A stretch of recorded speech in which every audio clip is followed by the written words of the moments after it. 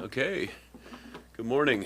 I'm going to call the meeting to order at 9:12 a.m. this morning, which is December 9th of 2025, for a regular council meeting of the Region of Queens Municipality. We acknowledge that we are privileged to live and work and grow in Mi'kma'ki, the traditional and unceded territory of the Mi'kmaq people. We had the opportunity this morning to celebrate various members of our staff team who have reached various milestones, and a congratulations to those staff for their 5, 10, 15, 20, 25, 30, 35 years of service and contributions as civil servants here in the Region of Queens Municipality.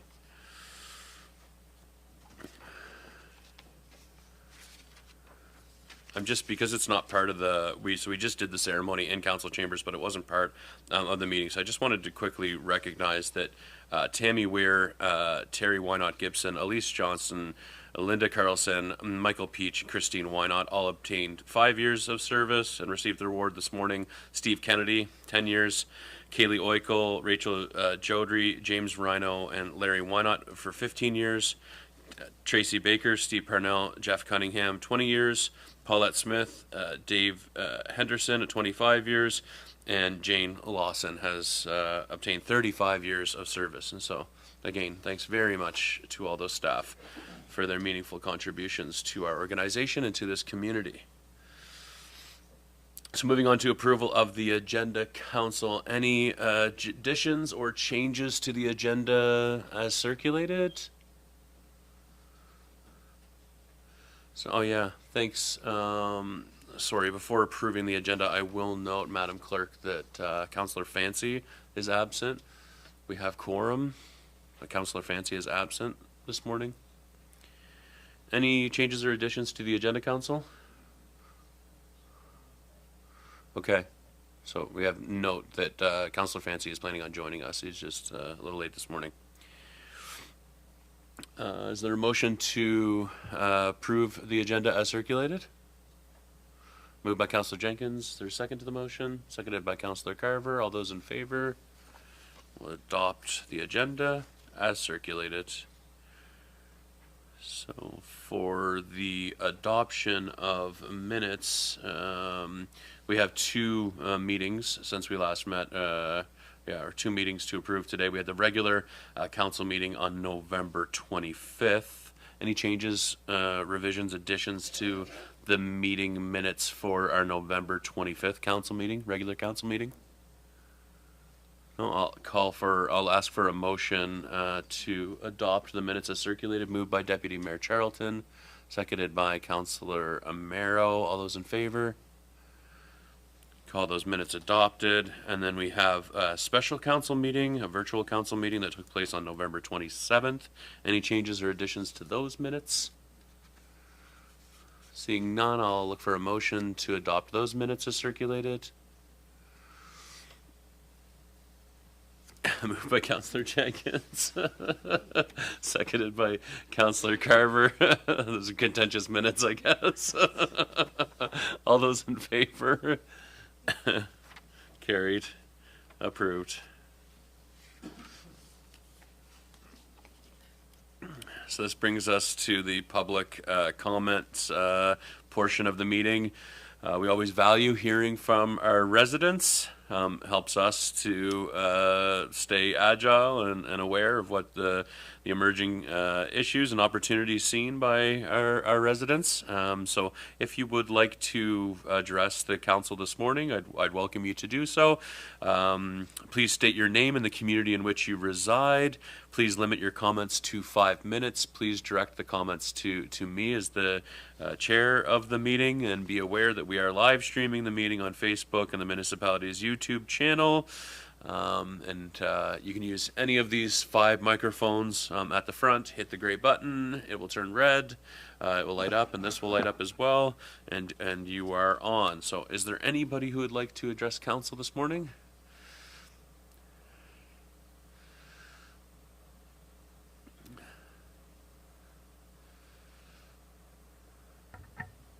Take it away. Good morning, Mr. Mayor and councilors. Morning.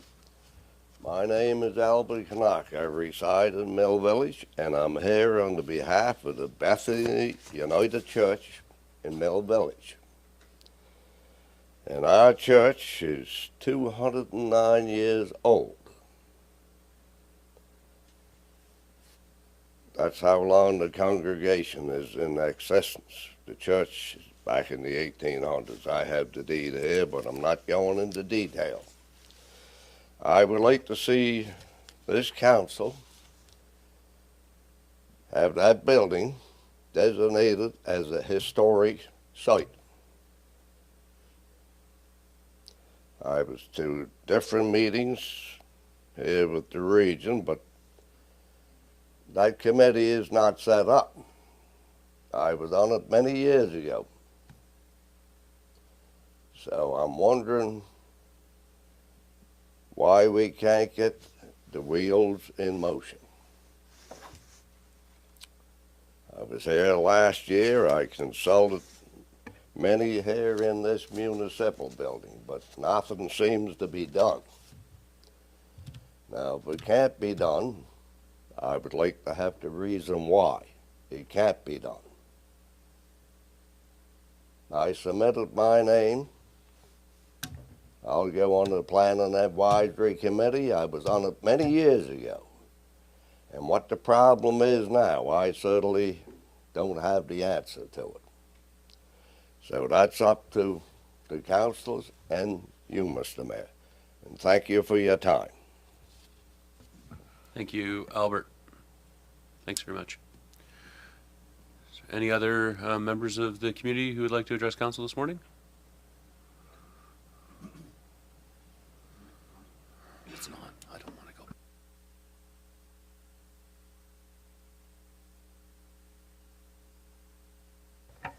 go. Morning, Mayor, Council. No tablet today, so it's nothing serious that I'm going to be talking about. Well, I do consider it to be serious, but still. My name is Paul DeVoe. I'm District 5.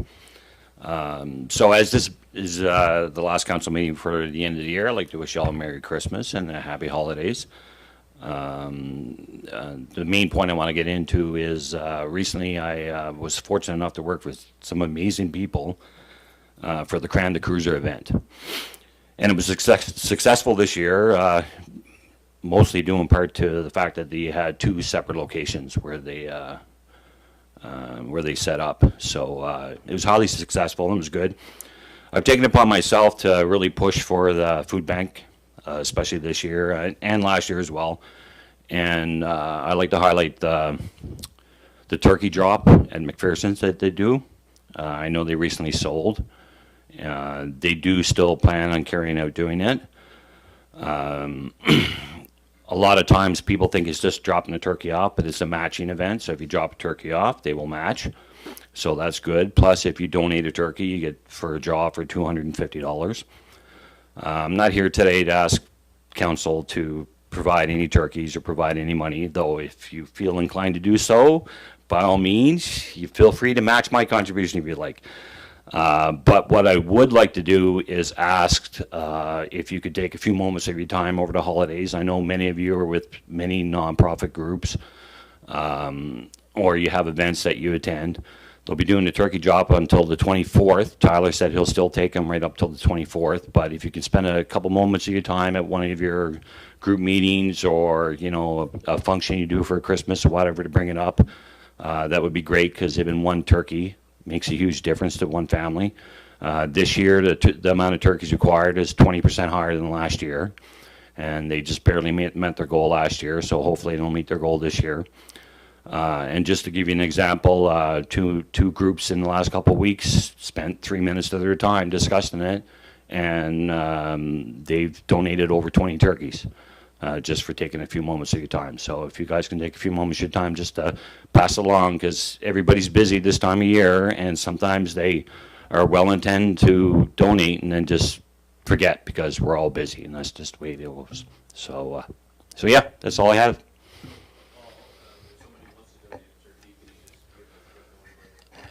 Well, you can either bring the turkey over to them, and they'll sign you up, and then they'll put it in the freezer and back, and they'll hold the turkey on. Or if you're going to donate multiple turkeys, I found the best way to do that is to go talk to Shelly at the food bank. She'll sign you off on receipt, take the receipt over, and they will drop the number of tickets. So if you donate 5, they'll drop a number of tickets, and then they'll put it in for the draw for the $250 gift card. So I found that's the best way to do it if you're going to do that. So, all right. Have a good day.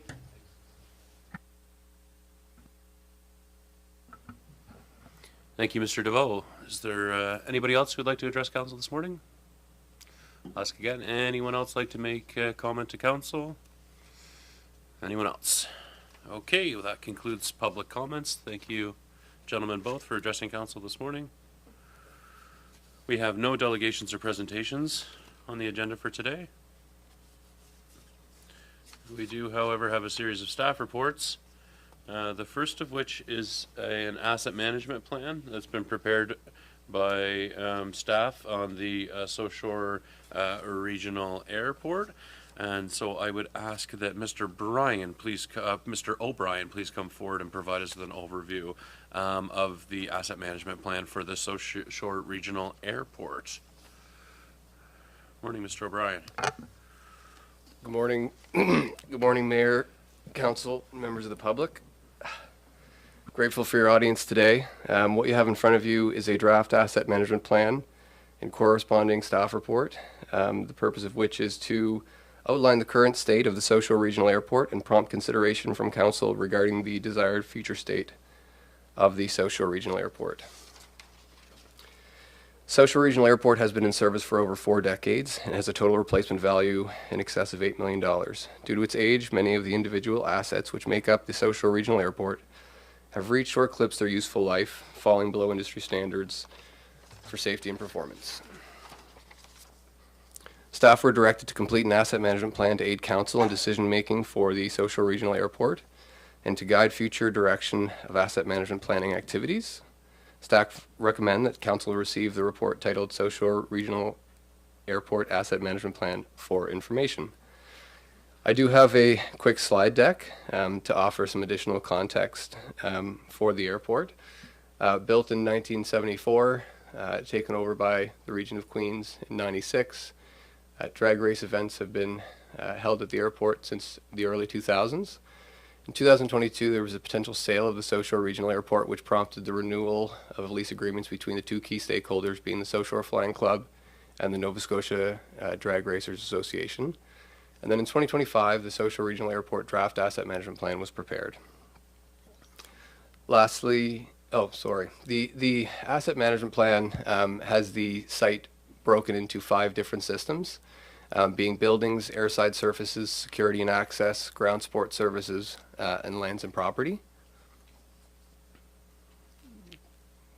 So go ahead, just go to the next slide there, Steve. And the current levels of service for the South Shore Regional Airport, it is currently a registered, restricted aerodrome. It's not a certified aerodrome. It has no winter or nighttime operations, and it is not a port of entry. Lastly, I have a story map, which just will add a little bit of additional context to the South Shore Regional Airport. Just keep scrolling down there, Steve. Thank you so much. I think Council, you have seen this and had the opportunity to look through this, but you can see there the 5 different systems broken down. Keep going, Steve. So airside and access assets include runway, apron, and taxiway, burnout pads and pit, return road and site access, airside, spectator, and terminal parking. And the building, security, and ground support assets include the terminal building and storage shed, 2 hangars, fencing, gates, and guardrails, avgas storage and dispensing, windsock, and aircraft tie-downs. I'll wrap this up with the recommendation that the Council for the Region of Queens Municipality receive the report titled South Shore Regional Airport Asset Management Plan for information. Thank you. Thank you, Mr. O'Brien. Council, any questions for Mr. O'Brien with respect to the report or the appended asset management plan for the Social Regional Airport. Any questions? Councillor Jenkins? I have a simple question to ask right now. Is the value that you've put on the airport included the connecting parcels of land or just the actual airport property? No, that includes the land as well. So that first, Steve, if you don't mind going back up to the top, to the top of that story map. So all the lands there that you see are incorporated in that estimate.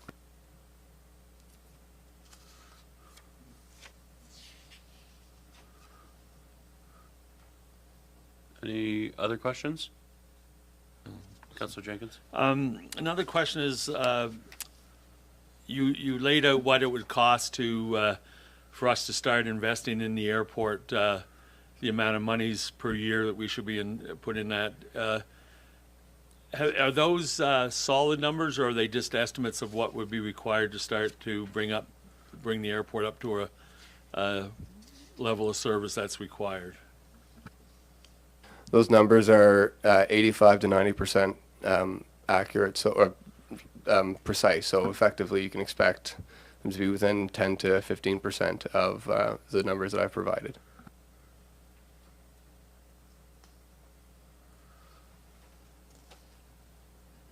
Any other questions, Council? Councillor Fancy? Yes, so we're just receiving the report. Put that microphone right to your face. Okay. Yeah. We're just receiving the report right now, right? So there's going to be a discussion after.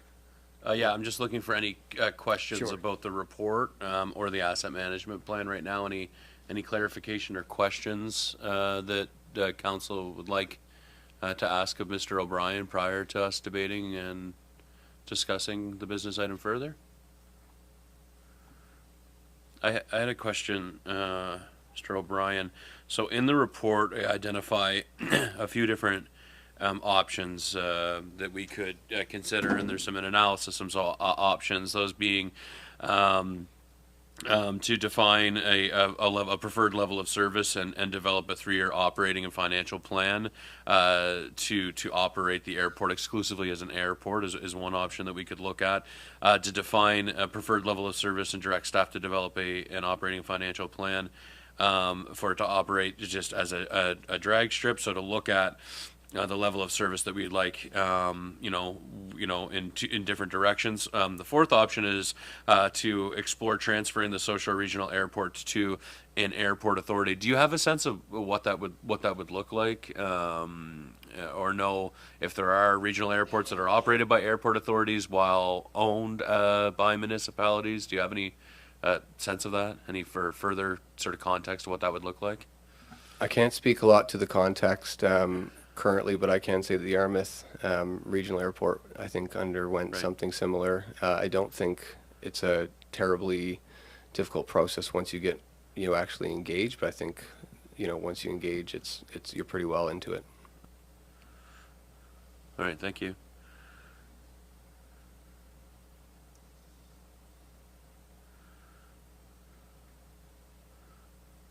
Any further questions for Mr. O'Brien? Okay, well, I'll look for a motion to receive the report as is recommended here for information, if it's the will of council. Councillor Jenkins, is there a second to the motion to receive the report on the asset management plan for information? Seconded by Councillor Amaro. Their debate or discussion? Maybe we receive the report and then discuss the further. Okay, all those in favor of receiving the report for information? Carried. Now, is that the will of council to deliberate further on what we want to see in terms of next steps, substantive next steps coming from this report or coming from the asset management plan? Go ahead, Councillor Jenkins. Given the report has opened up the eyes of probably many of us to the actual cost of the airport, the value of the airport to the community, and to the Western Nova Scotia as a whole, I feel that this time it's going to take some thought over what we do next with the airport for the best interest of the residents of Queens County, the two groups that use it. And I would like to hold off and bring a motion to the table in January regarding the airport and options moving forward. Further deliberations? Go ahead, Deputy Mayor Charlton. Thank you. It would be, I think to Councillor Jenkins' point, it would also be helpful to understand the airport authority component in regards to Yarmouth. Does the county or the town, I think it could be the county, but do they own it? Do they lease it out? What does that option potentially look like? Because I also don't have a great understanding of that. So I feel like that information would be helpful before we decide where we're going with this. If that's an option that's presented, what exactly would that look like? So I would certainly appreciate that. Thank you. Yeah, go ahead, Councillor Jenkins. Mr. O'Brien, would it be possible to have that information to us before the next council? The meeting in January, the first meeting? I'd have to defer to the CAO at this point. So, Mr. Mayor, it would remain to be seen. Obviously, staff would need to go back and see what our access is to information. But if it's the will of council, we'd be happy to work as expeditiously as possible to get that information to council. Okay, I guess before directing staff and figuring out what the scope or nature of next steps that we'd like to direct staff on, I think I'd like to just discuss this a little bit. So, I mean, if we look at the options that we have available to us, I think that we need to, so the reality is that we have private groups who are interested in buying the airport that have approached this organization in previous terms of council and have continued to express interest. Various ownership groups have continued to express interest. We also know that the airport in its current state is very valuable to community groups that we have those lease agreements for.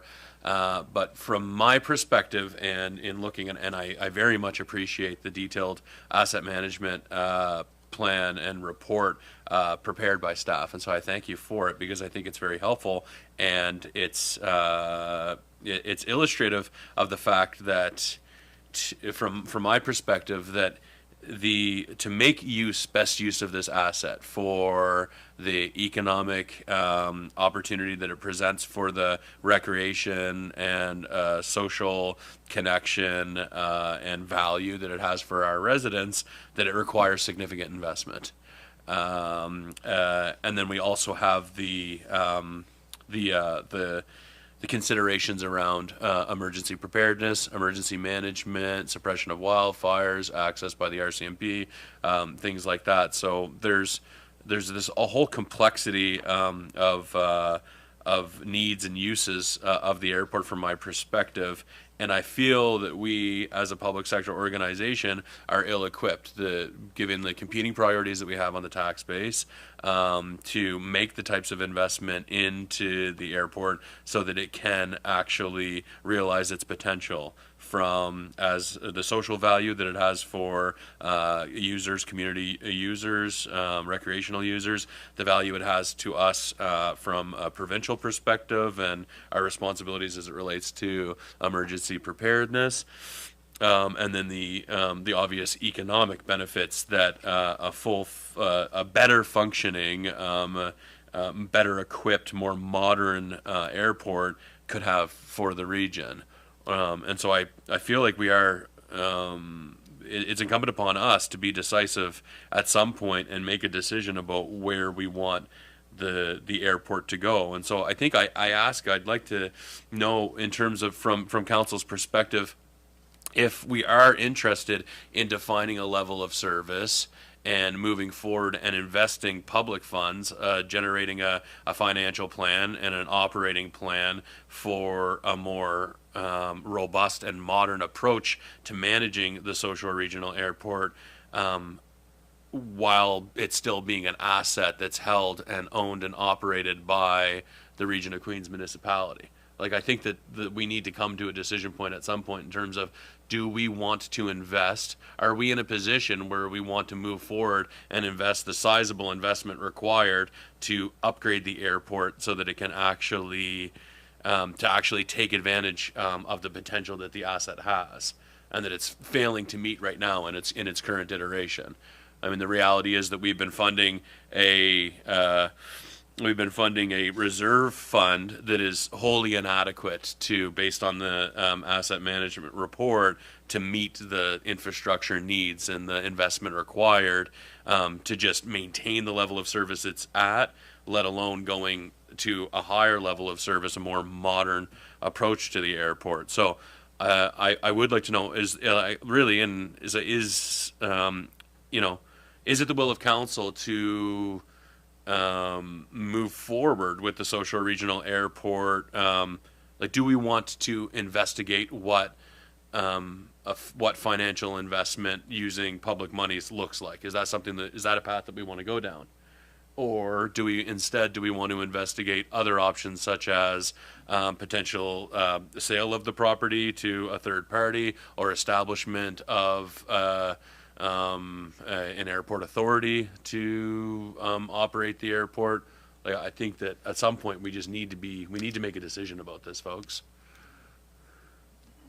Councillor Jenkins?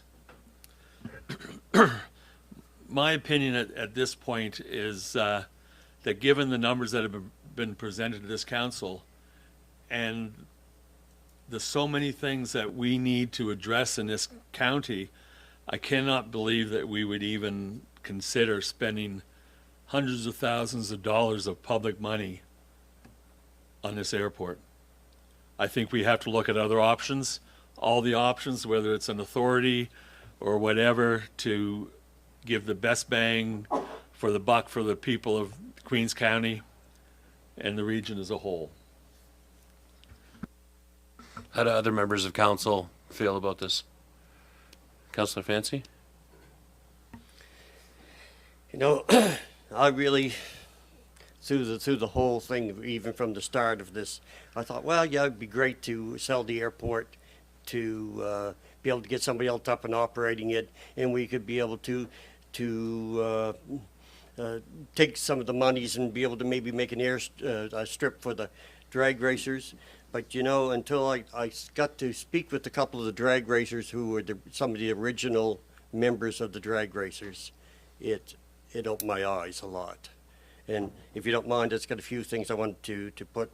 So I spoke with one of the original members. There was Gary Keynes and Doug Decker were the ones who originally started that. And the airport it's got about 50 years of, or over 50 years of asphalt there. And they found out that when they cut in that strip where they put the cement in for the races, that was at least 4 to 6 inches thick. It was really, really thick. I guess when it was built, the airport was built to be a backup to Halifax, in case. That's why the government came in and put a lot of the money into this to have it all paved. So it's well over what it should be.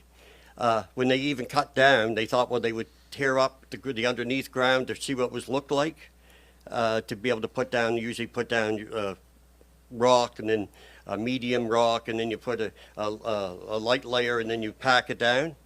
When they cut that cement, the asphalt out, it didn't even disturb what was down underneath. So whoever did the underground work, the preparation work, was done so well that there's no movement on it.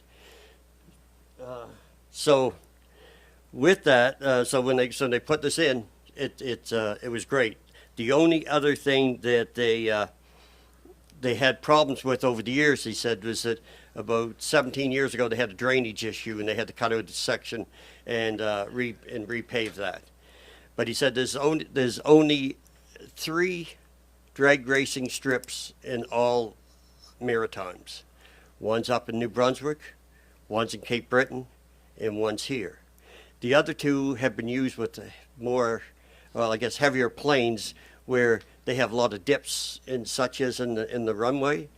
This here, he said, is just almost as smooth as the day it was put in. So we're looking at 50 years of undisturbed pavement.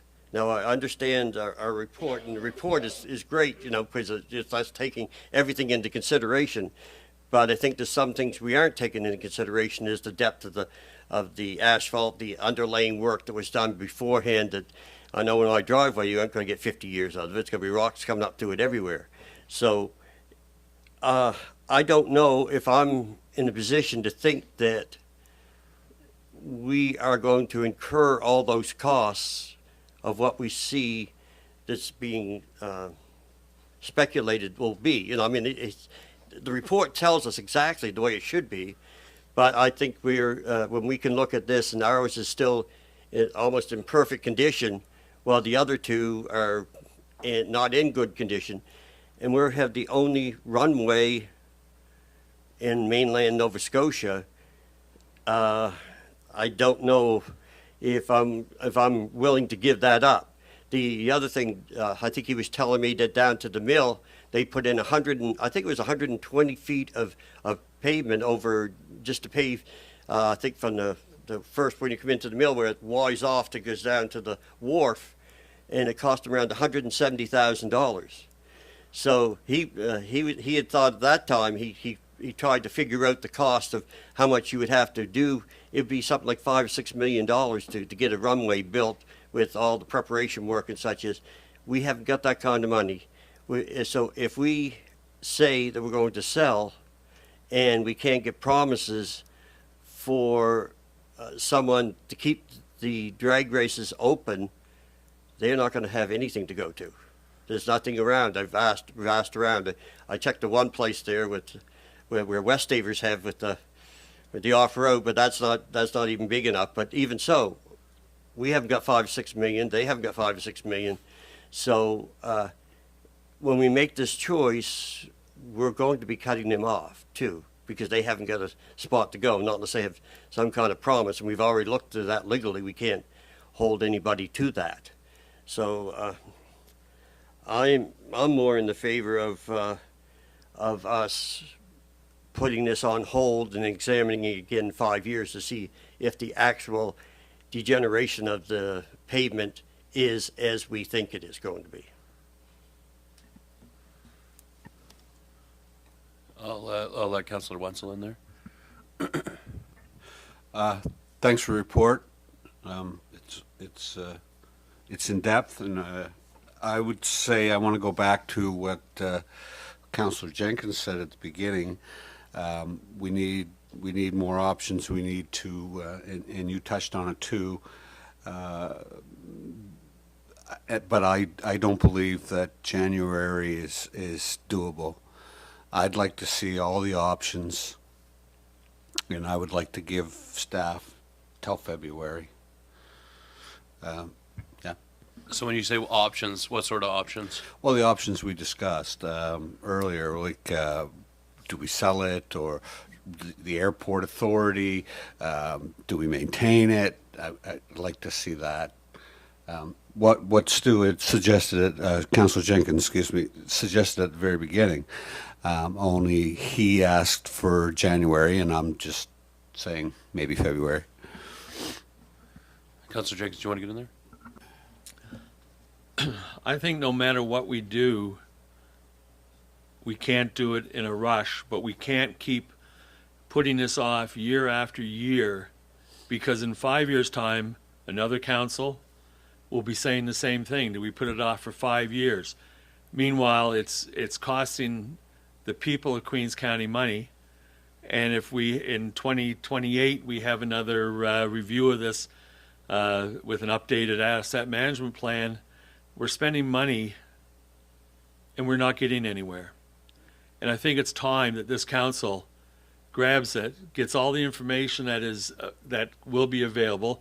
And after listening to this, I figure January 2 is a little bit too quick. But we have to do something with this airport. Either we run it as an airport, we give it away, we sell it, or we spend hundreds of thousands of dollars of scarce money to do something with it. but this council has to do something decisive with this airport moving forward. Thank you. Thank you. You mentioned that EMO and whatnot would be able to, use this if needed. Is there provincial monies? Is there federal monies that we could dip into, look at to see if it's available to help us to continue to run the airport, or? So I've had initial exploratory conversations with it was MP Perkins prior to the election, and then MP Fancy, and as well as Minister Maslin provincially. I think if the municipality had an operating plan and a business case and an operational plan to modernize the airport, and was willing to contribute significant municipal monies and to steward it forward and drive the project forward, then there may be some monies available from the province or from the provincial government or the federal government. But as it stands right now, there's not a lot of interest, or certainly the provincial government and the federal government aren't willing to purchase it, aren't willing to drive forward the modernization of the airport.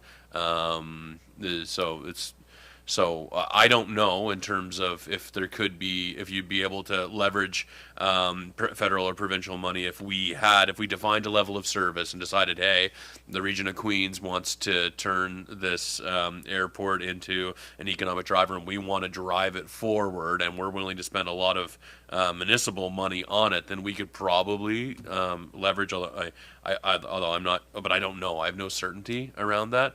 But in its current state, the federal and the provincial government aren't looking to step in any significant way right now. So I guess it's a little unknown at this point. It seems like the provincial government is reducing spending right now.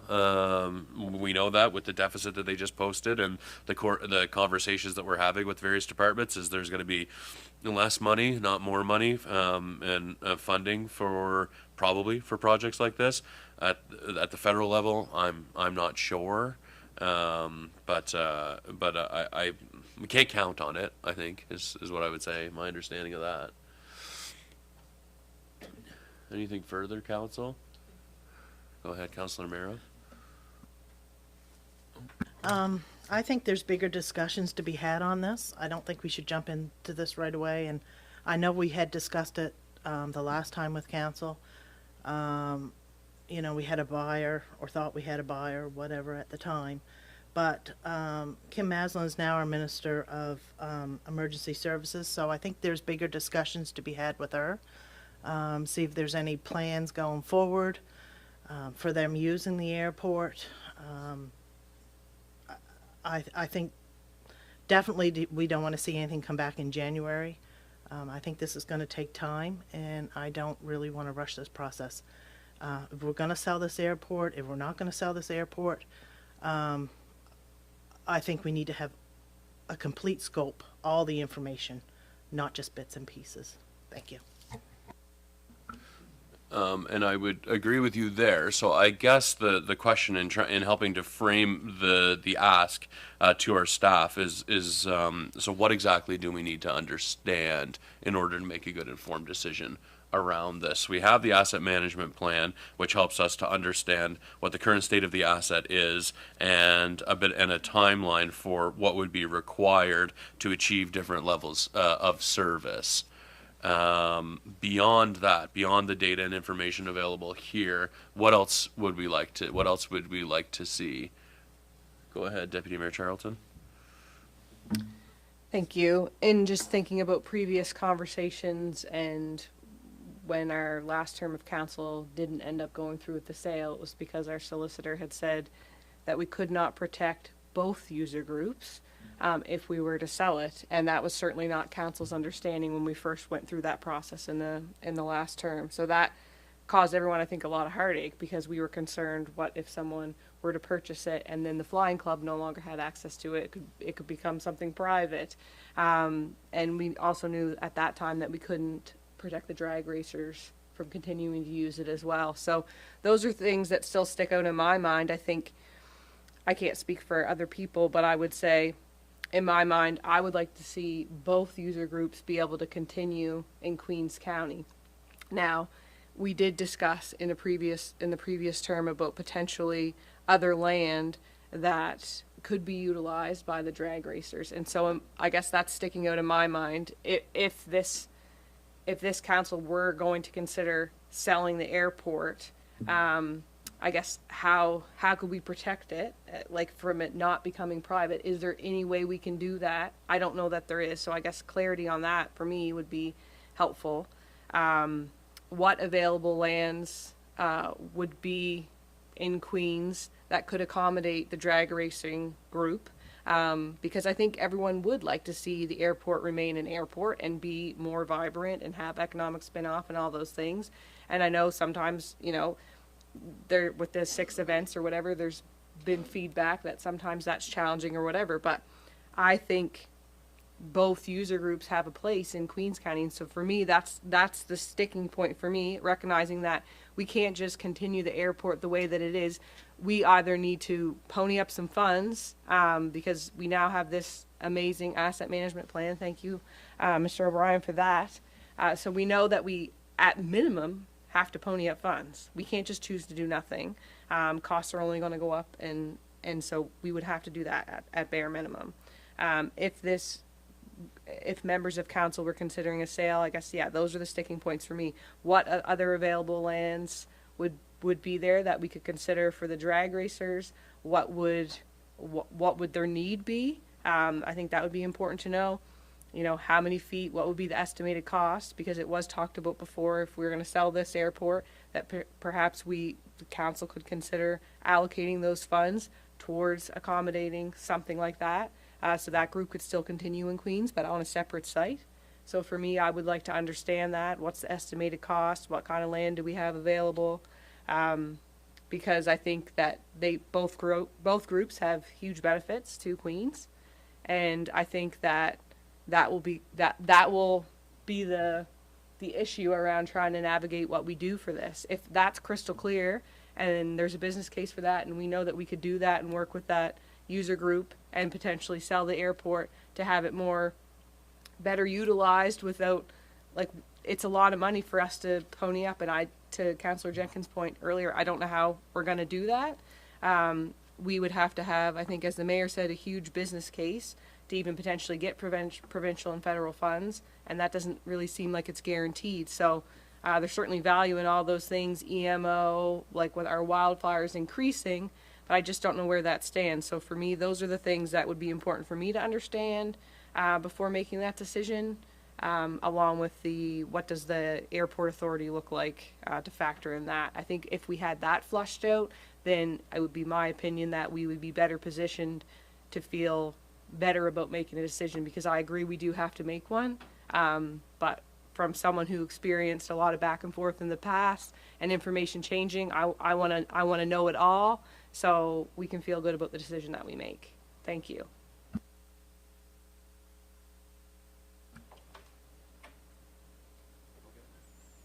Go ahead, Councillor Jenkins. I think moving forward, we're in the thought process here. I think we're missing something that we need to address. We have one of the highest poverty rates in Nova Scotia, and we have over 10,000 more residents in Queens County that don't use the airport, and most of them have never been there. So we have to consider those 10,000 residents that are paying for this, and it better be part of the equation moving forward. Further comments? I think I have a motion that may help to move this along. That the Region of Queens, the Council of the Region of Queens Municipality directs staff to conduct further analysis on requirements associated with establishing an airport authority, options for protecting existing user groups or operations in the case of the sale of the airport, and a high level analysis of what would be required to establish a new drag strip in Queens County. Perhaps those are the key considerations that we need to know and understand prior to making a decision about this.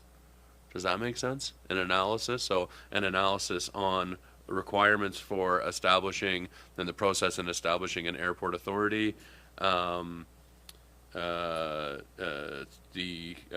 potential for protecting existing user groups or the operations in the case of a sale of the property, and a high level analysis of or costing of requirements for a future drag strip in the case that we sold the property and the drag racers would need an alternate location. Is that those three kind of components to the is there anything else that we would like to see analysis coming back to help to guide this decision making? I think we should be further investigating the emergency, Mr. Maslin's part in this, because as Councillor Romero alluded to, the increasing, due to climate change, the increasing fires and whatnot, and that, you know, we have all these lakes for fresh water for the water bombers. I think that should be investigated a little further to see if there is help. Do we have to have an exact business plan to to receive money? So I think you should look into how that could play into it too. Provincial designation. Okay.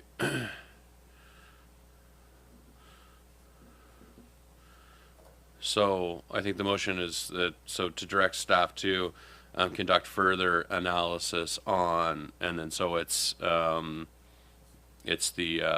airport authority, it's protecting user groups and operations in case of the sale, it's options for relocating a drag strip, and also exploring opportunities from an emergency management perspective, or understanding that context better in terms of the province's plans around EMO, and if they see this asset as an important element of that. Okay, is that clear enough? Did we not? We didn't vote on the motion to receive the report? I believe we did. Yeah, yeah, that passed, yeah. Yeah, and then we've just been deliberating, yeah. That's right, yeah. Okay, is there someone willing to move that motion or with respect to the further investigations? Moved by Councillor Jenkins. Is it clear, Madam Clerk, about the contents of this motion? It's clear for me. Okay. Yes, Mr. Mayor. Staff are clear. Okay. Thank you. Is there a second to the motion? Councillor Roy. Any further debate or discussion? Question? I think understanding the implications, if we were selling it, I guess in my mind, I'm just, you know, we have all these wildfires, they're popping up, they're increasing. And so I guess that kind of goes back to my concern I said earlier. If it were to be sold, and this was said before from our solicitor, that we couldn't protect it, I guess one of the concerns is if it were to be sold, someone could give a stellar proposal what they would do with it.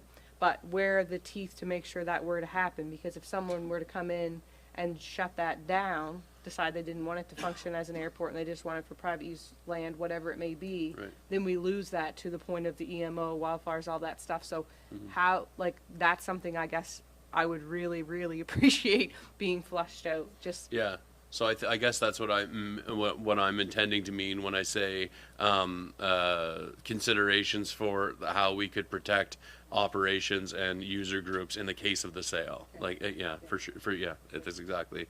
I think that's exactly right. Anything further on it? Okay, I'll ask the question though. All those in favor? Motion is carried.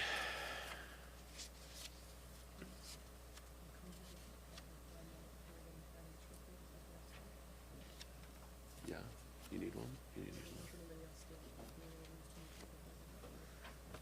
That's okay. Yeah. Okay, so 7.2 is our quarterly, our financial report for Q2. So I will invite Director Vino, our Director of Finance, forward to take us through that report, please.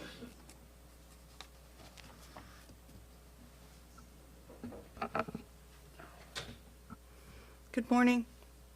The financial results for Q2 demonstrate some challenges in our current infrastructure wage allocations that will be addressed in the 26-27 budget process. $15 million of expenses were incurred in the first 2 quarters of the fiscal year, resulting in a surplus of $9 million. This surplus is not a predictor of the financial results of the year, as all the tax revenues received in the first quarter not spread out over the year. Now I will just review some of the analysis that's included in the staff report. Some of the highlights are on page 162 of the council agenda package, taxation. There's a slight reduction in hydrant rates collected because of the appeals that have come in during the year. D-transfer tax is on budget for the year, so great. Tax recoveries, we do have a tax tender in February, which is why that's showing a little bit lower. Grants in lieu are typically paid in Q4. I'm now on page 163, service to other governments. Contracted partners for solid waste are on budget for the year. Page 164, sales of service. Parking meters are slightly behind budget for the year. They were collected in September, which is good. Large intake of contaminated soil in April. That was not anticipated when budgeting for revenue, so that was a carryover from Q1 report. Now I'm on page 164, 165 of the council agenda package, 5 other revenue from own sources. So building permits are already at 88% of budget for the year. If you remember in Q1 report, we had one significant permit that contributed to the overage. Reduction in the Liverpool Business Development Center rentals was from an unbudgeted loss of a tenant. Efforts to rent the available space is still ongoing. Penalties and interest on taxes are ahead of budget. The overage is attributed to a handful of customers, and payment arrangements have been put in place for those customers. Queen's Place America Center walking track has free access for the entire fiscal year per a council motion. Extended producer responsibility revenue will be forgone as a result of the opting out and having circular materials process region of Queen's recyclables effective December 1st, 2025. The vacancy allowance is again a placeholder for salary costs not incurred because of delay in filling vacancies. Page 166, conditional funding. This is provincial funding for our MPAL and our Community Culture, Tourism and Heritage Physical Activities funding. So conditional funding means when we receive money from a government agency, that's for a specific thing. We have unconditional funding, which is not for a specific thing. So our, I think it's $1.34 million we get every year from the province. We as a municipality are allowed to apply that wherever, but when we can get conditional funding, it's for a specific purpose, and that's why they're separate, 6 versus 7. Section 8, transfers from reserves. So we did disperse a school track funding, and therefore the transfer from the reserve, the Community Investment Reserve, has been completed. $22,010 was incurred in Q2 for intervenor costs, and another $38,000 in Q3. So far, the total is $60,000. I just received an invoice yesterday for another $23,000. So we're about $20,000 over right now what the original council motion was, but I believe the previous council made to allow $120,000 to be taken from the accumulated surplus, so it's going to be closer to 140. I'm not going to remove the 20 from accumulated surplus unless I have to at the end of the year. We'll see where we flush out. But those invoices, to me, when I reviewed them, they were all about the actual hearing, which I believe is completed. Correct, Mayor? Yeah. So hopefully those bills are wrapping up, and that will be the last ones that we'll receive for that intervenor assistance. So I'll stop there if anyone has any questions about the revenue.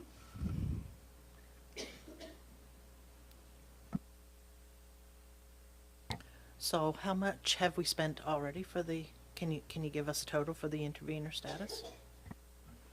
Once the bill that we received yesterday was paid, it will be about $140,000. And the original motion was for 120 to be taken from the accumulated surplus.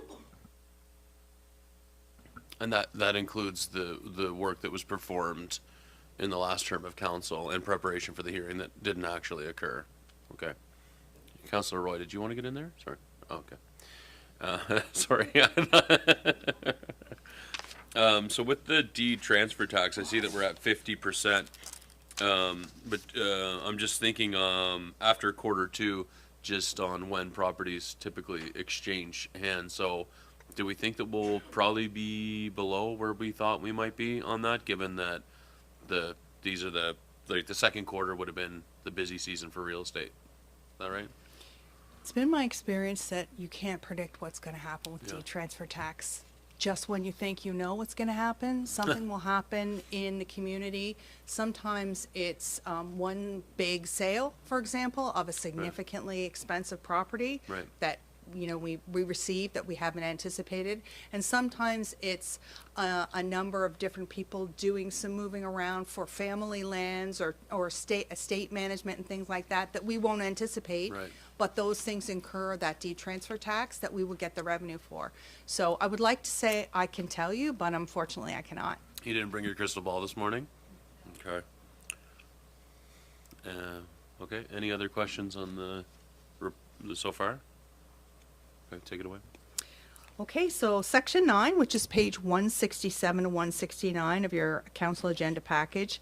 Our administration salaries are below budget because of the vacancies of deputy CAO, which was filled in October, protective services, and a policy analyst.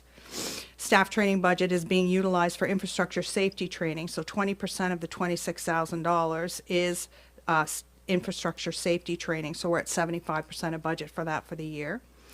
Audit costs will be allocated at the end of the year. The costs here that you're seeing are actually an overage from 24-25. Tax exemptions are at 85% of budget, indicating continual enrollment with this program, so we still do have people signing up, which is great. Legal services include intervenor costs. We discussed that briefly.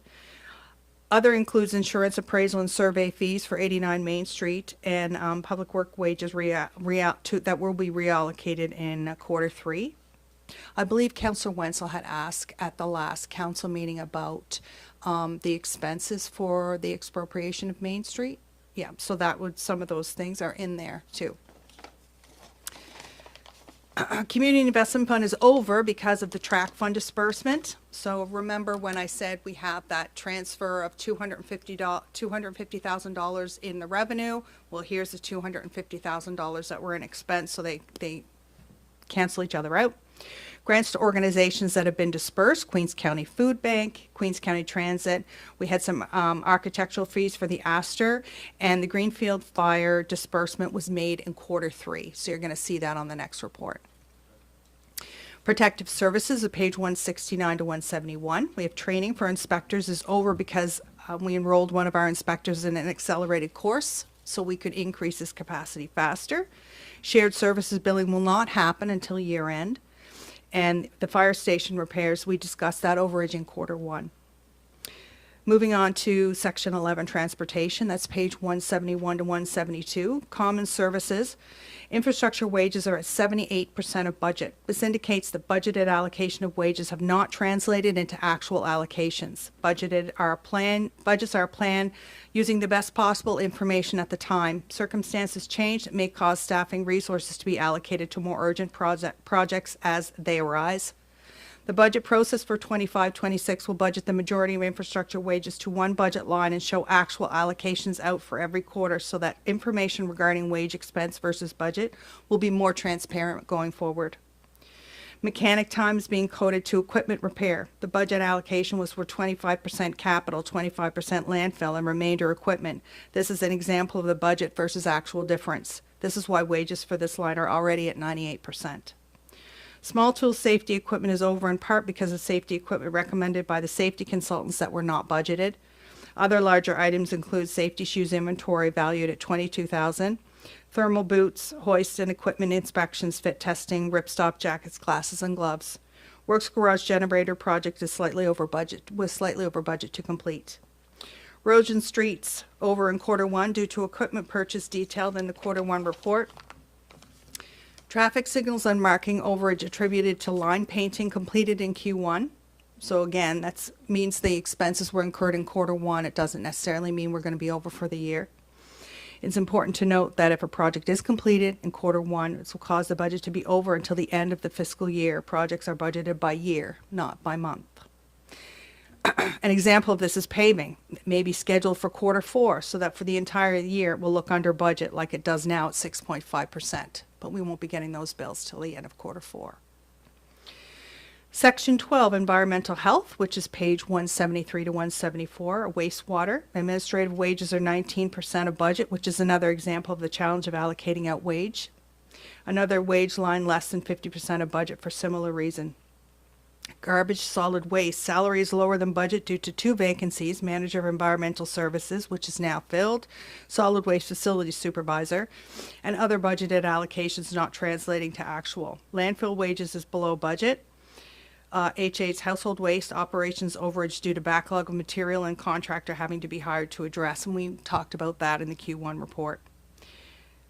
Section 13, which is Hillsview Acres, which is detailed on page 180. The expenses are broken out on page 180. Sprinklers were over in Q1. We talked about that then. We have some maintenance overages, but they're funded by Department of Seniors and Long-Term Care. The chargeable expenses, you're seeing a credit there as a result of a timing difference for one-on-one attendant care. So we get the bill from Amaze Care perhaps in a different month than we are able to charge the province for that care. Section 14, Environmental Development Service, page 175 to 176. Planning, we've got that development officer vacancy, which is now filled.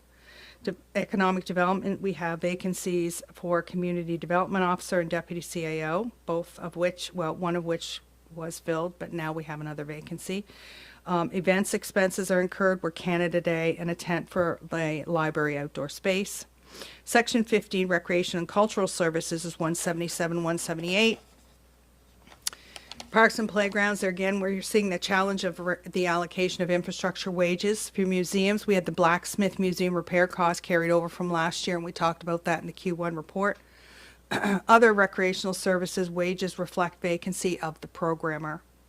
Section 16, this is where we transfer money out from operations to the reserves. Unbudgeted expenses are broken out here. Astor Architect was allocated to grants to organizations by motion of council, even though it was unbudgeted. Other transfers to funds are all budgeted. So for the water utility, page 181, 183. So our revenues are roughly on budget. For expenses, source of supply, we have lake inspections in progress. Water treatment overall cost, 48% of budget. We're expecting it to be 50%, so that's right bang on where we should be seeing it. Transmission, we have labor allocations, again, below budget. The rate study, which we're almost finished, cross your fingers, is billed in Q3. The depreciation calculation is done at year end. So had it been posted at 50%, the deficit would be 264,680, so 33% of what we would have budgeted. So that's all the analysis that I provided. Are there any other questions by council? Thank you, Director Vino. Any questions, council? I have a couple questions, but I'll let you in if you have any questions.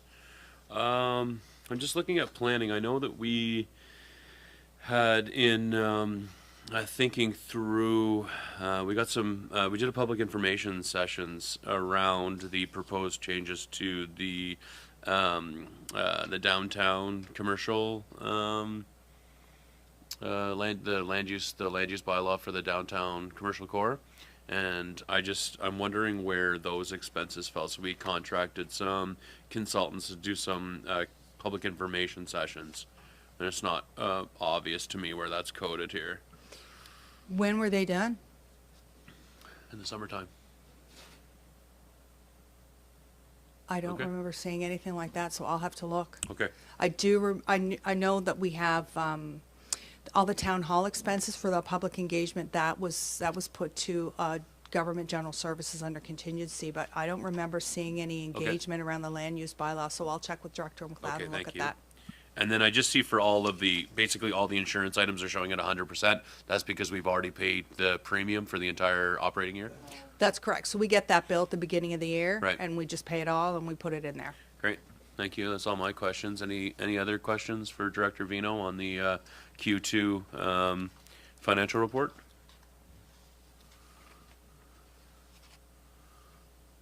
No, hearing none. I thank you very much for the report, Director Vino. And so, I think I will ask for a motion that the Council of the Region of Queens Municipality receive the report titled Financial Report 2025-2026, Quarter 2 for information. Moved by Councillor Jenkins. Is there a second to the motion? Seconded by Councillor Fancy. All those in favor? Motion is carried, and Madam Clerk, please note that Councillor Wenzel was not present for that vote. No, they just missed it. Okay, moving on to 7.3, which is a report on the South Shore Regional Library Board. And Madam Clerk, I think you'll be providing us with an overview of that item, is that right? And I think Councillor Wenzel should declare a conflict of interest at this time on this item. Councillor Wenzel, if I could get you to move to the gallery, please. And Madam Clerk, if you want to take it away. Thank you, Mr. Mayor. So Councillor Wenzel has requested to step down from the South Shore Regional Library Board. Council must accept Councillor Wenzel's resignation and decide how to fill the vacancy for the remainder of the current appointment period, which ends October 2026. Council may appoint another councillor, seek a public member, or leave the position vacant until the next round of committee appointments. Staff are seeking Council's direction on the preferred approach going forward. Okay, thank you, Ms. Green. Is there any questions for Ms. Green on this item? My understanding is that some of the other municipalities or regions who are party to the South Shore Regional Library, they actually have appointed community members to represent their communities and don't send a member of their municipal council. Is that right? Yes, that's correct. There is several actually throughout the province or throughout the South Shore that do, and they seek a community member that has applicable experience or interest. Right. And this isn't a statutory committee of council, but it's that the terms of reference of the South Shore Library Board require representatives from the various regions that they are providing operations over. Is that right? That's correct. This is an external committee or an external board, but us having a member does give us a voice. Okay. Is there a member of council who would like to move that the Council of the Region of Queens Municipality accept Councillor Wenzel's request to step down from the South Shore Regional Library Board? Is there anybody who would like moved by Councillor Carver, seconded by Councillor Jenkins? Debate or discussion on the item? Any debate or discussion? No. Okay. Hearing none, I'll ask the question. All those in favor of the motion? Motion is carried. Councillor Wenzel is now welcome to return to his seat on council now that we've accepted his resignation. And so now maybe to deliberate how we would like to handle the course of action here. So we have a couple different options again. So we could seek to appoint a new counselor to the board. We could appoint seek out and identify a member of the public who would be appropriate to appoint, or we could leave the position vacant until new appointments are made. So this approach would be permitted, but it would limit the municipality's direct input to the board discussions and decision making. So that obviously that's not not ideal. Or we could look at any other direction that we'd like to move forward. I'm not sure. What are your thoughts? Yeah, Councillor Fancy? I don't know. I'd like to have a member of council on. I'd be willing to go on if it's me. I don't like to see it vacant. I'd like to see us have somebody reporting from here. Okay. Anybody else have any thoughts on it? No? Yeah, go ahead. I certainly wouldn't want to see us not represented, so if a counselor wasn't willing to come forward, I think appointing a member of the public would make sense as well, but given that Councillor Fancy has given his interest in joining, I certainly have no issue with that. Thank you. Okay, Deputy Mayor, would you perhaps be willing to move that the Council of Region of Queens Municipality appoint Councillor Fancy to serve as the Region of Queens representative on the Social Regional Library for the remainder of the term ending October 31st of 2026? So moved. Is there a second to the motion? Seconded by Councillor Romero. Debate or discussion on it? Go ahead, Councillor Romero. I would just like to thank Councillor Fancy for going on the library board. I think it is important board. Thank you. Anybody else? Yeah, I thank you too, Jack. Thanks for that. All those in favor? I'll ask the question. So the Councillor Wenzel, the motion that's on the floor is that the Council of the Region of Queens Municipality appoint Councillor Fancy to serve on the Region of Queens as the Region of Queens representative on the Social Library Board for the remainder of the term ending October 31st, 2026. Are you okay if I call the question? Okay. All those in favor? Motion is carried. You are allowed to vote. Yeah. Okay. Motion is carried. Thanks, Jack. Okay, 7.4 is regarding wastewater system assessment reports. So here we go. Gentlemen, please come forward and take us through this information. Ready when you are.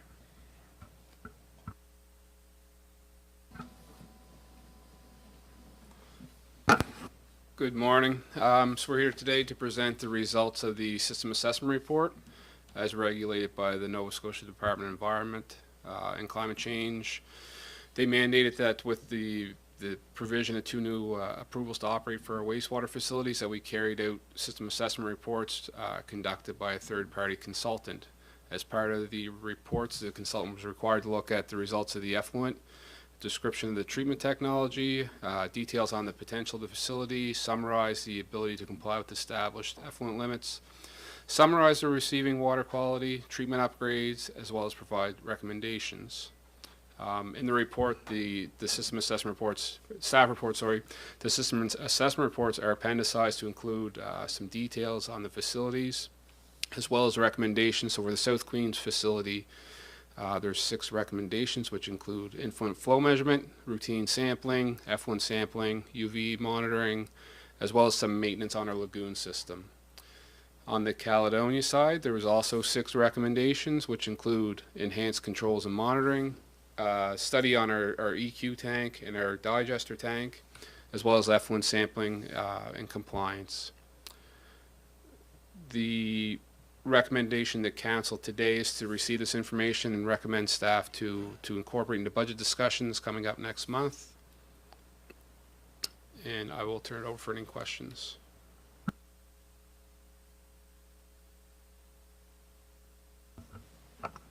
Questions, Council? Thanks for the report. Any questions, Council?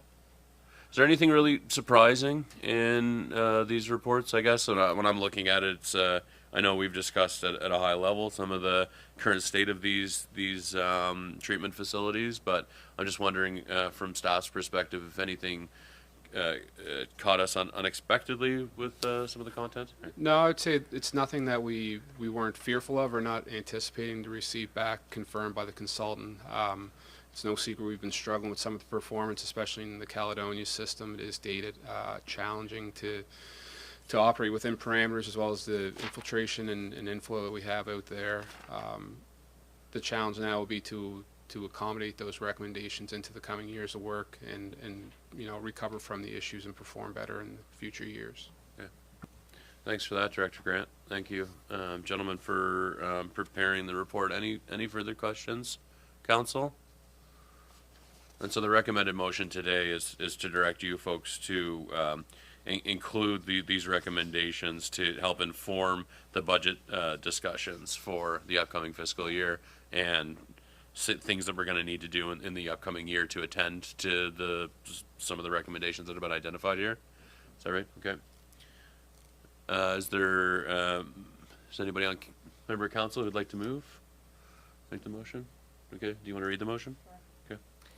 I move that the Council for the Region of Queens Municipality direct staff to incorporate recommendations from the report titled Wastewater System Assessment Reports into budget discussions for the 2026-2027 fiscal year.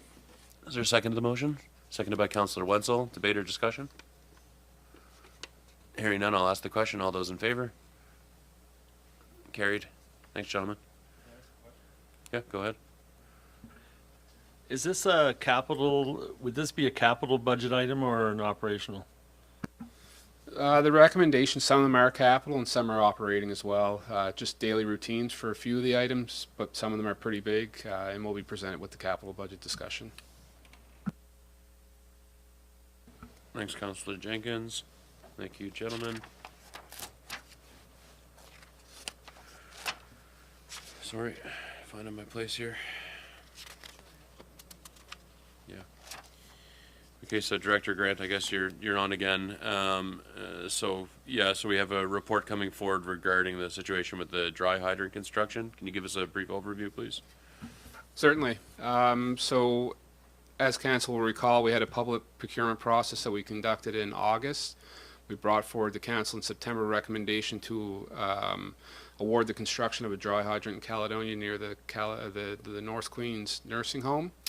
The window for that construction is closed now due to the season, so we're recommending at this point that we rescind the motion and that Council redirect staff to reevaluate a public process that can be built into next year's operating budget.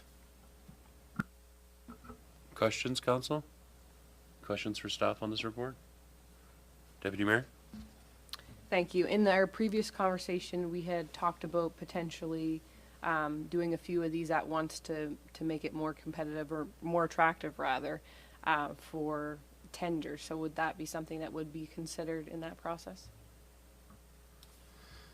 The approach to accomplish as many as a time as possible certainly is attractive, and that's the route we'll go. I think through the next couple months we'll evaluate the recommendations or the request by the fire departments to identify a priority kind of needs list and go from there on building out a more fulsome deployment. Hi. Thank you for the report. I was talking to a member of the fire department from North Queens, and they think that priority is at the fire hall to have a hydrant, but it'd be nice to have one at both, the nursing home and the. But I've been trying to get some more answers out of them, so I'll keep on them. Right. Thank you. Yeah, go ahead. And just so Council's aware, we have been working internally on an evaluation process for the fire departments that will help staff kind of delineate what's the priority for the community over and all the individual fire departments' needs, and we'll continue working on that over the winter. Great. Thank you. Go ahead. You're not on. The motion here is to rescind a motion. Yeah, we have two motions, yeah. Okay, and the motion that we're rescinding is that the approval of purchase of a dry hydrant from Eugene Ingram Construction. Right. So legally, we've already approved to purchase from Eugene. Where are we with that if we rescind? Yes, maybe if you could provide. So I know that there was the timeline of, it was an October 30th or October 31st for that contract that we had signed. So maybe if you could just give us an indication, Director Grant, on what happened there, and if the contracted party has has started in on the process, or yeah. Certainly. So in the procurement documents, it does outline a defined window that the construction must occur into.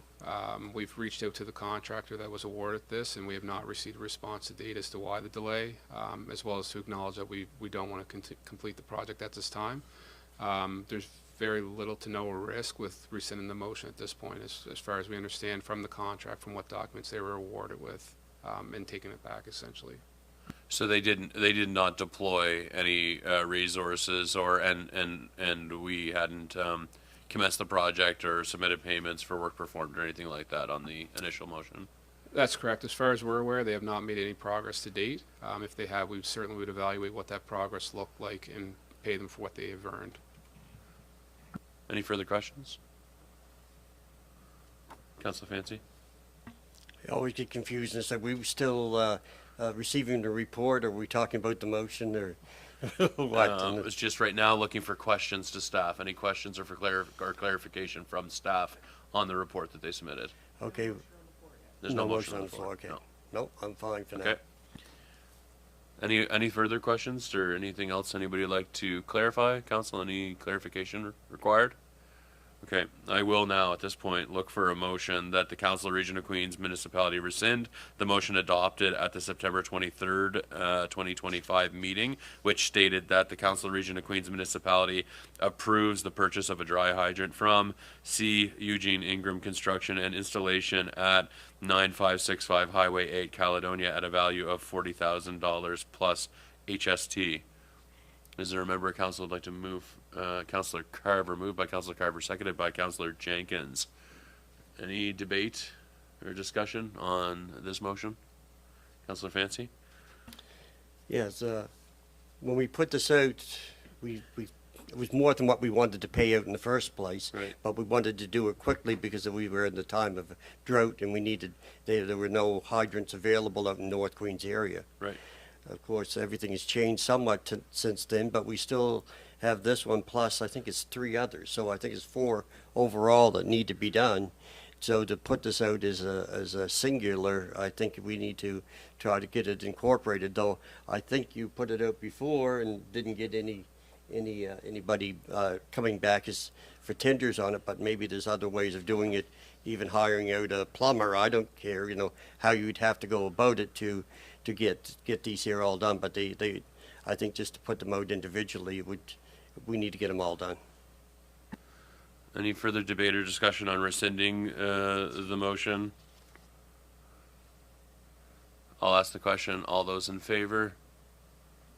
The motion is carried.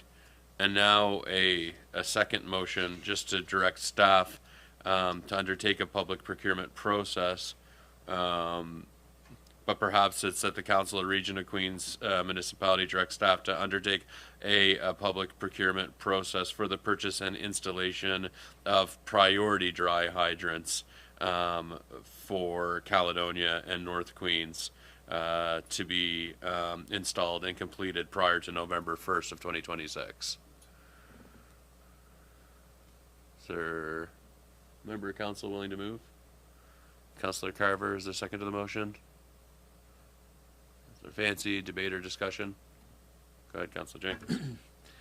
I think we as a region should be looking at a total package for all the fire departments instead of hit and miss on some of them, and maybe we could get some better pricing as a total package around the county instead of just one here, one there, and move forward with it in a plan during budget process. Okay, would you want to amend the motion then? Would you like to amend the motion that I made, or that pardon me, that Councillor Carver made?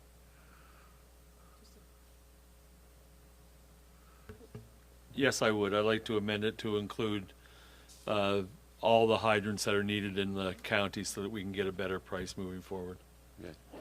Yeah, I think a friendly amendment to the motion could just be to exclude any mention of Caledonia or North Queens and just list it so that for the purchase and installation of priority dry hydrants throughout Queens County to be installed with installation to be completed by November 1st of 2026. Is that clear? Is that friendly, Madam Clerk? Do we need to actually vote on an amendment, or is that friendly amendment? Is that okay? If that's okay to you folks as the movers and seconders, that friendly amendment? Is that okay? All right. Any further debate or discussion on the motion?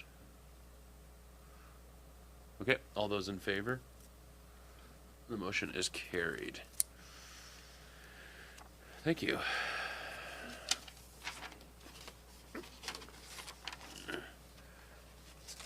On to 7.6, we have a report on council remuneration. CAO Thorpe will be presenting this report. Are you ready to go, CAO Thorpe? Absolutely, Mr. Mayor. Thank you. So the Municipal Government Act enables municipalities to enact policies regarding compensation of elected officials. Since 2018, compensation of elected officials here at Region of Queens Municipality have been captured in Administrative Policy 27. As the policy or framework have not been reviewed for 7 years, it would be appropriate at this point in time to complete a review. So in the spirit of avoiding a potential conflict of interest, if internal resources were used to complete that review, staff recommend council establish a citizen advisory committee for council remuneration. As outlined in the staff report in front of you this morning, Council, the committee's work could be completed prior to Council adopting the 2026-2027 operating budget, so any potential compensation adjustments would be considered during budget deliberations. Any questions for CAO Thorpe, Council, on the report prepared today or the draft terms of reference for the recommended citizen advisory committee to look into compensation for mayor and council? Go ahead, Councilor Jenkins. CAO Thorpe, I'd just like to ask, is there qualification guidelines for these people to join that is already in play? Yes, so Mr. Mayor, in the call for interested candidates or applicants, outlined in that call for interested individuals outlines the preferred experience. So experience in governance or finance or that sort of thing. So the citizens that would be engaged would be familiar with this type of work, yes. I see in the terms of reference CAO Thorpe under a 9.0 or actually 9.1, the section speaking to staff support 9.1 says the director of people and culture or a designate shall provide logistical, administrative, and policy support. I think that that's great. I want to ensure that I think I like the approach of engaging citizens so that we can be objective and ensure that we have the contributions of a thought and perspectives from the community, but I want to make sure that they're well supported in doing this work, and that whatever report, analysis, any of that sort of heavy lifting work, that it's well supported by our staff here, so that those members can really function in an advisory capacity without it functioning as a deterrent that this is too much of a time commitment or the workload of actually carrying forward and preparing a report. So I just want to seek assurances that we have a sufficient amount of staff support provided to ensure that that the committee is successful and timely in meeting the intended objectives of the committee. Yes, Mr. Mayor, I'm confident that staff would provide sufficient support to that group, so those engaged citizens would feel comfortable that the workload they're tasked with is reasonable, and then also council can be confident that a fulsome report is provided for council's consideration in the winter. Thank you. Any further questions for CAO Thorpe? Deputy Mayor? Yeah. Thank you. Under 1.2 in the terms of reference, it says that the committee shall conduct a review of Administrative Policy 27, including comparative practices, governance, legislative considerations, fiscal context, and policy clarity. Just wanted to ask, I would assume, I shouldn't assume, that committee work, like different, of course, different municipal units some have more committees, some have less committees. Is that information that would be considered in that process as well? So, Mr. Mayor, just for clarity, is Deputy Mayor asking about sort of tiers of salaries based on the level of investment or expectation of participation of members of council? Is that what you're asking? No, sorry, apologies for the confusion. Just in, I guess, when you look at some other units, if they're really small municipal units that maybe that don't have a lot of staff, therefore don't have a lot of committees, I just wondered if committee work is considered in, like, size in comparables, I guess, if I'm articulating myself well. I don't know that I am. Yeah, so I think it's that making sure that we're comparing apples to apples with respect to comparator municipalities and comparator contexts to ensure that we're comparing apples to apples, I think. Yeah. For context, we are a regional municipality, but we are not Cape Breton Regional Municipality or HRM, for example. But it does change the scope, and you can't compare us to a small town because we're not that. So Yeah. I just wanted to ask that. Thank you. Yeah. Oh, we're unique, all right. Did you? Yeah, go ahead. Yes, Mr. Mayor. So that's just it, that we are unique. And so part of 1.2 that outlines there in the terms of reference is that when we talk about comparative practices is articulating as closely as we can where Region of Queens Municipality is aligned with other comparator communities, or again where those gaps are. So as Deputy Mayor mentioned, with a few of the vast large regional municipalities in the province can skew the data, yes, and so that's part of the review here, is looking at what other comparator communities, where can we get close, essentially. Further questions for CAO Thorpe on this report? I thank you very much for preparing it. Your thoughtful approach to drafting the terms of reference as well. Any revisions to the terms of reference as they've been circulated? Obviously, the terms of reference are liable to shift a little bit as the committee is formed and stands up, but it looks like a good initial draft to me. Perhaps then I can get a motion from a member of council that the Region of Queens Municipality, that the Council of the Region of Queens Municipality direct staff to establish a citizen advisory committee on council remuneration. Moved by Councillor Carver, seconded by Councillor Jenkins. Debate or discussion? No? Okay. All those in favor? Motion is carried. And then secondly, that the Council of Region of Queens Municipality adopts the Citizen Advisory Committee on Council Remuneration Terms of Reference. Moved by Councillor Jenkins, seconded by Councillor Wenzel. Debate, discussion.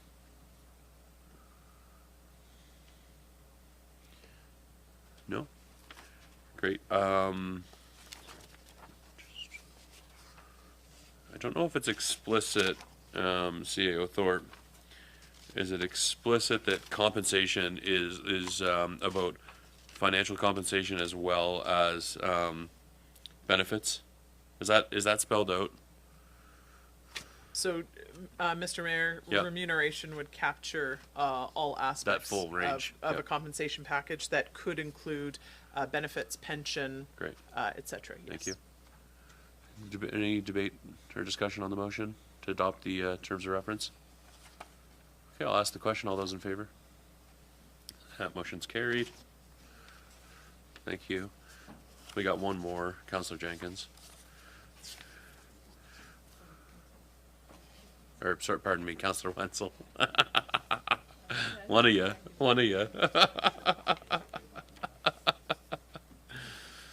Okay. And then so the last order of business from staff reports this morning is 7.7, which is on the interim review of the municipal planning strategy and land use bylaw. Director Director McLeod, if you could provide us an overview. What's your name again? Take it away, Mike. Yes, Mayor Christian, just a brief overview. I guess as council is aware, a municipal planning strategy establishes a framework for positive future change and development within our communities. And the land use bylaw is the principal implementation tool used to meet council vision, goal, objectives, and policies as detailed in the municipal planning strategy, essentially the regulations. So the current planning documents were adopted by council back in May of 2022 and became effective in July of 2022. So during the review process for the current documents, there was considerable thought and effort went into their preparation. But as with any comprehensive document, none are perfect. Essentially, the planning documents are meant to be living documents and to change with time. So staff have been working with the current planning documents over the last couple of years, and have identified several smaller non-substantive items, housekeeping items that require some correction. As well, there's been a number of other items, larger items that have been brought to the forefront as of late that require council's consideration. As I said, the documents are meant to be living documents and to change with the times and to evolve with the communities. So with that, the Municipal Government Act actually requires that the municipalities incorporate within their planning strategy how they plan to review the documents. So that section is referenced under 6.8 of the municipal planning strategy, which sets out the process for periodic review of the planning documents. And I guess the review process includes initiation of housekeeping items of the plan every 2 years, initiate an interim review of the planning documents once every 5 years, and to initiate a comprehensive full review of the planning documents within 10 years.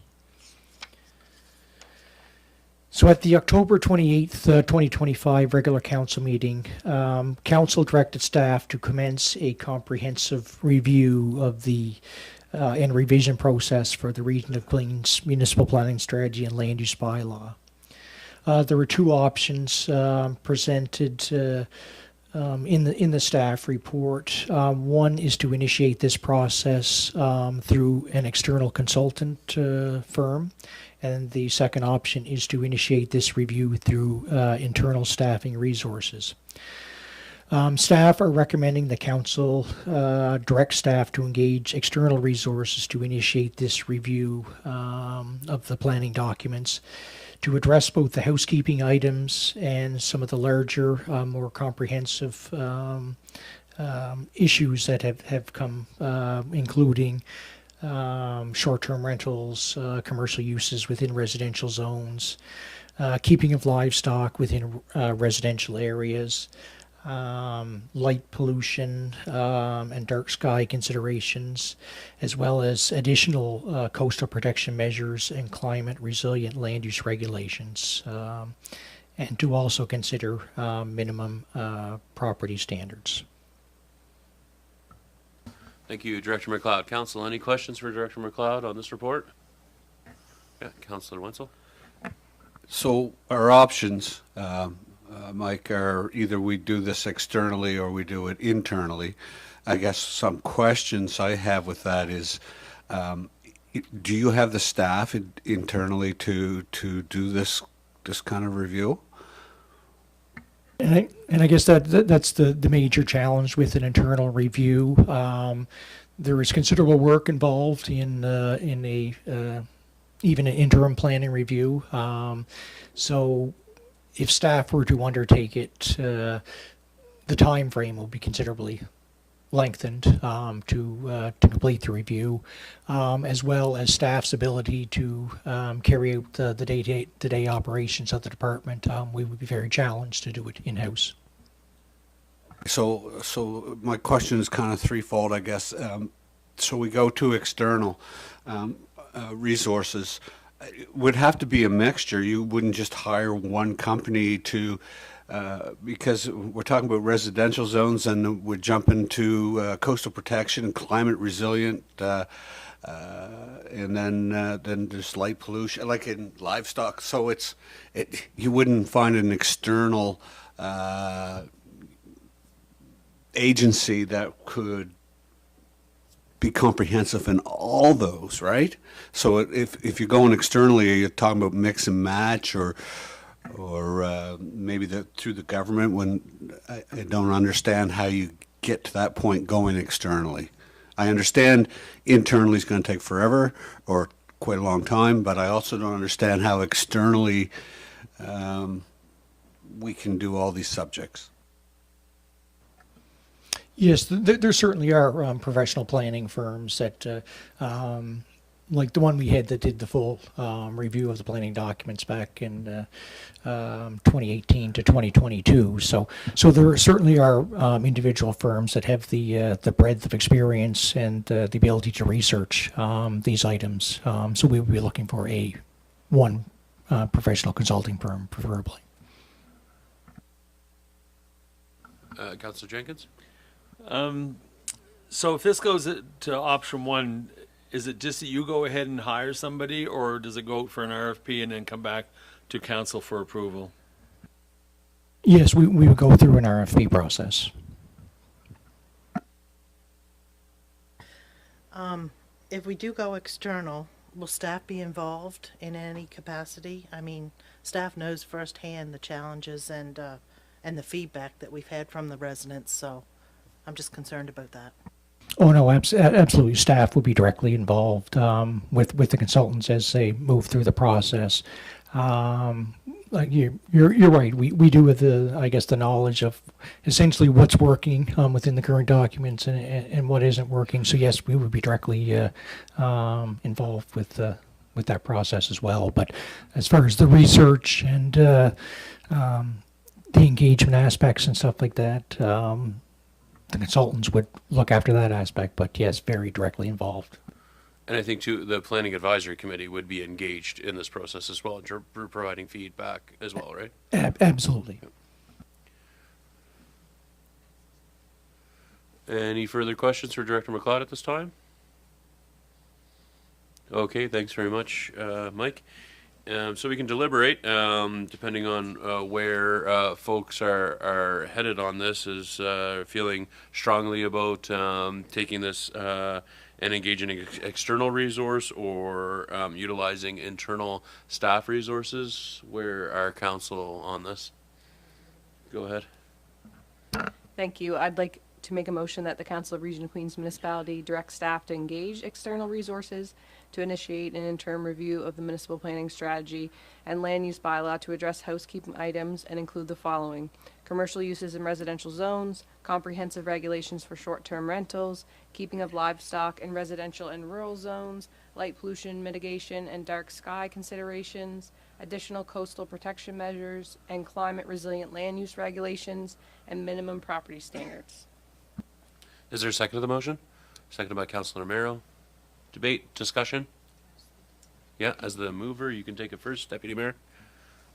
Thank you. I think it's important to note that it was mentioned PAC would be involved in this, so it's my understanding that I do believe those members of the Planning Advisory Committee would have input on the RFP. I think Director McLeod mentioned that at our PAC meeting just a week ago.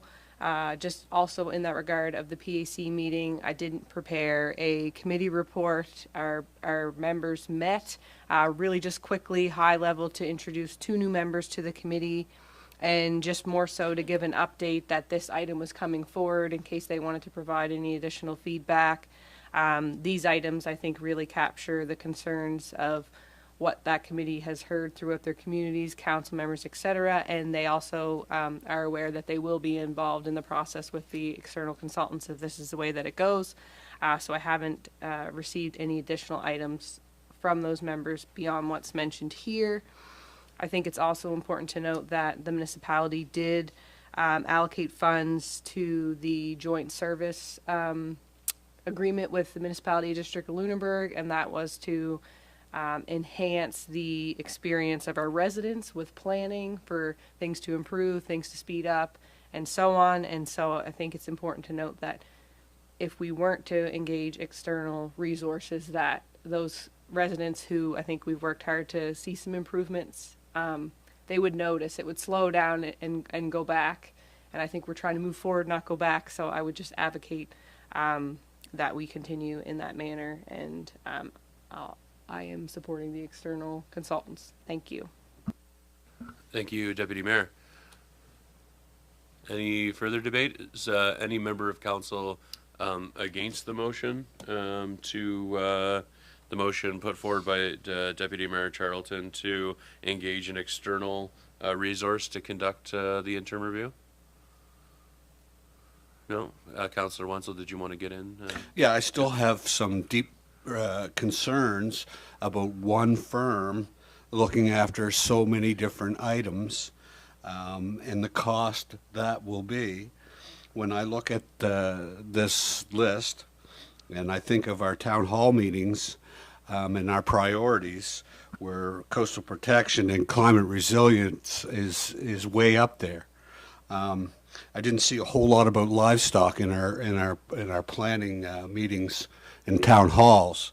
I think there's nothing prioritized here, and I am still leery of one contractor looking after all of this. So I just wanted to throw that out there. Thank you. I would just say to that comment that MODL, for example, has gone through some additional coastal protection measures. And so I think when we look at making our land use bylaw better and improving it, we'll engage external consultants, but also there are some neighboring municipalities who've made improvements that I think our planning staff can also lean on in that regard. There are also, I know, HRM, and they might not make sense for their short-term rentals, but there are other municipal units as well who have come out with policy and requirements in their land use bylaw, or regulation rather, to address short-term rentals. So I think it's a mix of both. I think that we have staff that can lean on other staff and other units to see what they've done to not reinvent the wheel, while using that external consultant to kind of pull everything together to help with the review process. And as someone who was involved in the process the last time, these items are in our land use bylaw. We did have a company pull all of that together. I think, you know, they're living documents, so they change, and I think we can make improvements there. Some of these items were brought up after the land use bylaw was adopted in 2022, where some of the livestock regulations, some people have flagged certain things that they would like to have addressed in the review, so that's why they're there. They might not have necessarily came up during the town halls, but I just wanted to clarify that for Councillor Wenzel. Councillor Jenkins? I think it's important to note that if we do go with an external resource, that those external resources don't just do sometimes the entire thing, the entire project in-house. They also look to outside resources, in particular to companies that have worked with coastal protection and whatnot, to get their information. It's more cost effective for them to do that, and gives us a better price overall. Anything further, Council?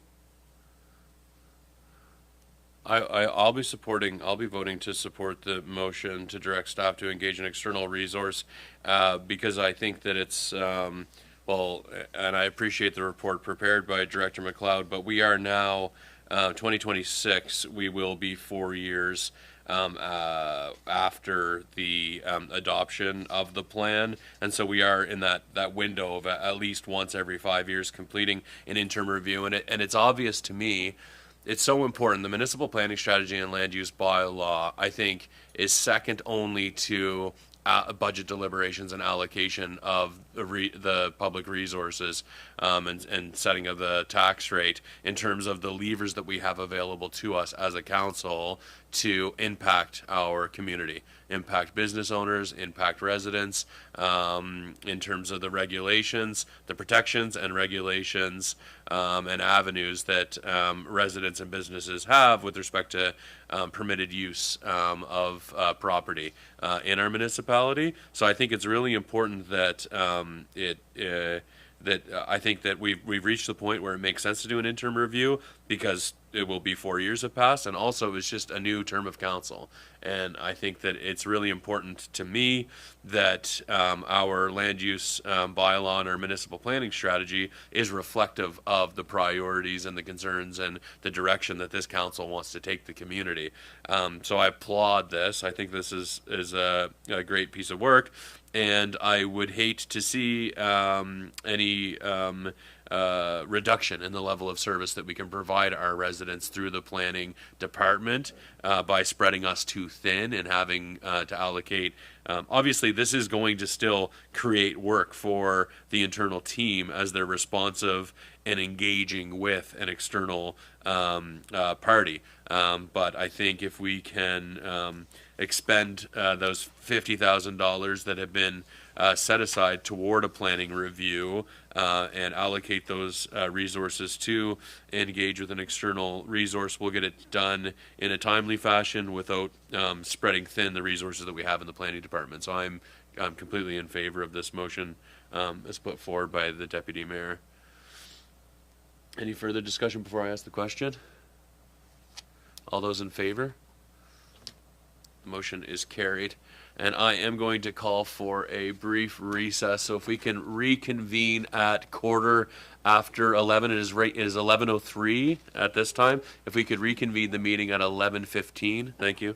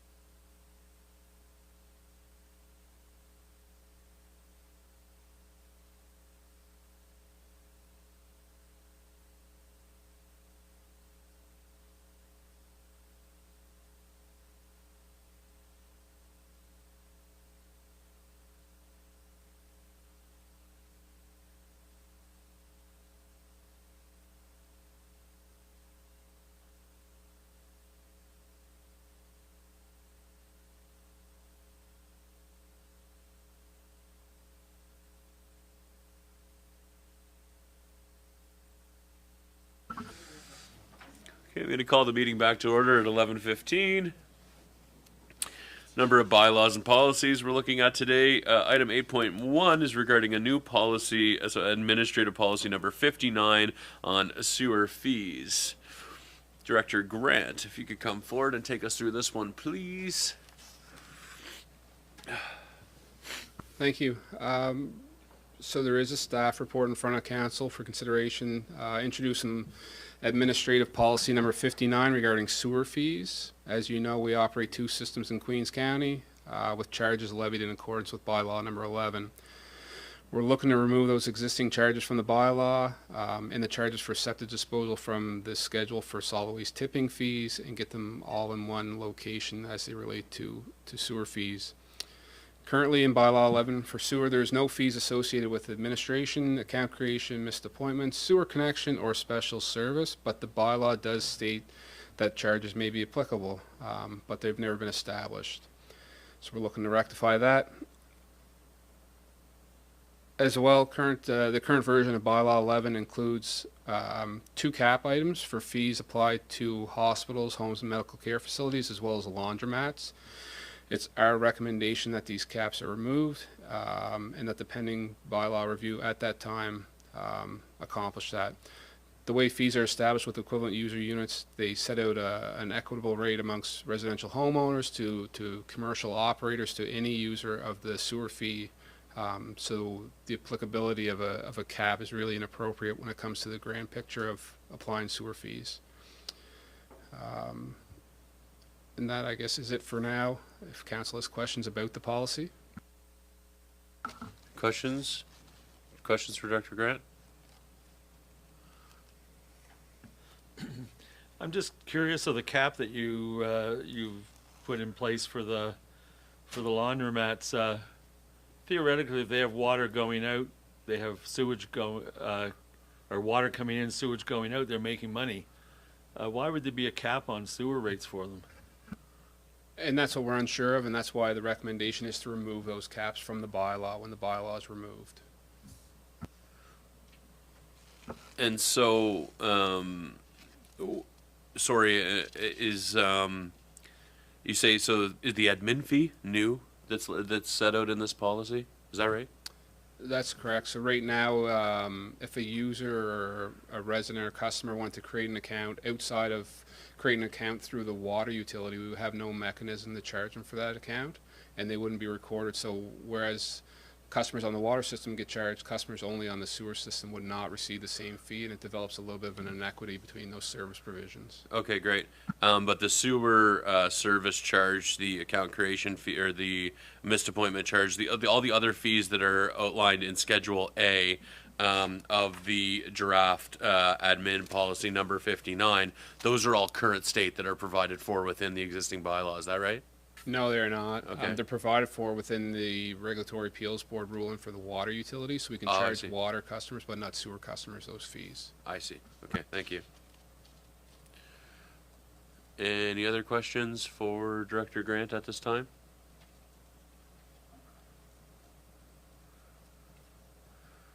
Any other questions? No? All right. Is there a motion?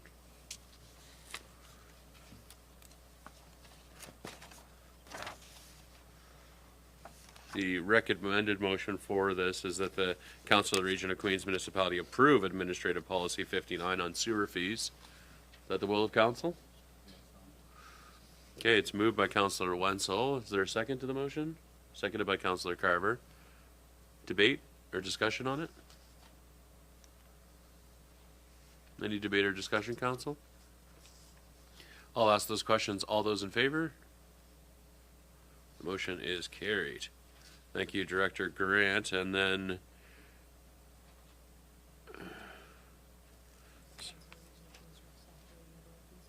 yeah, do you want to make the motion? Okay. I move that Council for Region of Queens Municipality direct staff to remove all fees included in Bylaw 11, regulation of discharges to the public sewer systems. Moved by Deputy Mayor Charlton. Is there a second to the motion? It's seconded by Councillor Fancy. Debate or discussion on that business item or that motion? Go ahead. So just for clarity, this is just a smoother process that if things need to be updated, it's easier for the municipality to do so because the bylaw process is much more complex. Yeah, that's correct. So setting out the framework where a bylaw is more about the regulatory aspects of the operation of the system and an administrative policy for the fees to be levied against customers. I think that that's a tidy piece of work, and moving in that direction. I applaud staff in moving in that direction to establish the regulatory pieces in the bylaw and allow for the more operational elements and administrative elements of this work to live in a policy. I think that makes sense. All those in favor of the motion? That motion is carried. 8.2 is also you, Director Grant. So this is another administrative policy, this one being number 60 regarding solid waste fees. Take it away. Thank you. So as council is aware, we operate the Queens Solid Waste Facility at 3750 Highway 8 Milton. And the facility accepts solid waste, construction demolition waste, organics, scrap metal, paint, light bulbs, and household hazardous waste. There is an error in the policy as drafted that would imply that we accept recyclables. So just fast forward into it where it says recyclables and under generated within Queens, residential, no charge. That should read not accepted as we do no longer receive recyclables at our facility. So we will make that change to the policy. So that is clear. So also as council is aware, we provide curbside collection to residents and organics carts for residential use. And we also offer a loan program for waste receptacles for community events. The policy attaches in two parts with charges levied at the solid waste facility as well as fees applicable outside the facility.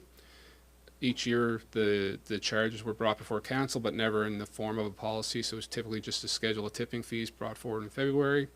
What we're doing now is moving this into an administrative policy and will return in February as normal with proposed changes in the rates.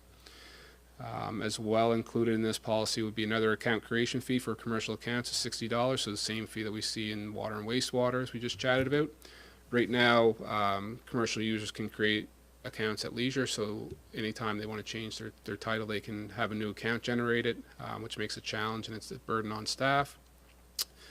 As well, we are looking to introduce fees for organics carts in the multi-stream receptacles. Right now, we expense about $8,000 to $10,000 in replacement carts. When a resident receives them, they're under no obligation to manage them, to take care of them, and to keep them in a tidy working condition. When they ask for a replacement, we simply just replace it with no explanation required. We're trying to shift that burden to make the residents and commercial aspects more cognizant of their responsibility to protect those assets. The implications of this, we're looking or expecting to see about $1,800 in revenue for the account creation, as well as savings of about $6,750 for the organics cart. More importantly, from our purview, would be the savings of a quarter FTE of staff time spent delivering these carts to residents, commercial, or the public events. Any questions, Council? Deputy Mayor? Thank you. Director Grant, do you know if other municipal units also charge for those? Are we unique in not charging for them, I guess is what I'm asking, for the green bins? No, so we compare it across all of our neighboring municipalities on the South Shore, and the fees are very much similar. I can't say that they're the same, but they are similar in the sense of making the residents responsible to manage them, charging the ICI sector for the use of them, as well as requiring a deposit for public events. Councilor Jenkins? I'm curious on regarding contaminated soil, why don't businesses in Queens County get a discount on that? If that's something council would like to entertain, that's something we can certainly explore in coming years. Right now, that is the fee that has been approved in February 2025. We're just looking to revisit it in a policy. If council would like to see a discount applied to the residents of Queens County for the commercial side of Queens County for contaminated soil, we can explore that. I just find it interesting the businesses in Queens County pay a higher tax rate. But the fact is they do pay a tax rate in Queens County, and yet somebody outside can come in and dump their contaminated soil here at the same price. So I just think it would be interesting that if there was some way possible that we could do something for the businesses, it would be a good approach. We would have to explore if that'd be permitted within the MGA. I know that there's lots of limitations on what we can and can't do in terms of providing value to private sector companies. But yeah, it's something that we could look at. Further questions on the draft? Was it policy 60? Go ahead, Councilor Mero. I'm just wondering, under the public event, the multi-stream event, carts and receptacles. So it says refundable deposit equal to replacement value. So I presume they will pay deposit and then get their deposit back if they bring the receptacles or whatever back in good shape. Is that correct? That is the intention of this policy, yes, is to have them place a deposit on the equipment, and when they return it in good working condition, there would be the deposit returned to them. So I see a price here for the green carts. I don't see any price for the receptacles. Is that listed somewhere else, or? No, and so the receptacles are alike in price. They're very similar, but they're also a little bit different in construction. We would expect them to be the same fee, but whereas we would replace them on the spot, we would invoice them for the cost of those replacement receptacles.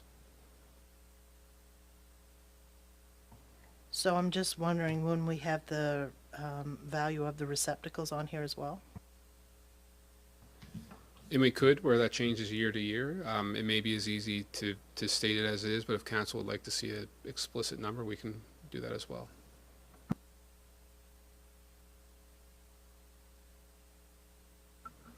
Okay, is that the will of council?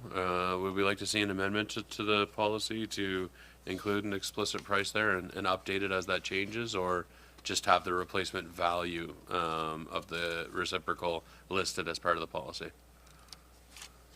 That's a good question. Well, I just would like to have the replacement value listed there as well, so they know going in, if it gets damaged or whatever, what the value is they'll have to pay. Okay. Anything further? Go ahead. Mr. Mayor, just confirming, based on Councillor Jenkins' feedback as well, that if it's the will of council, if you'd like to see staff explore specific excerpts from the Municipal Government Act or supporting business or that type of thing, just to please provide your direction. Okay.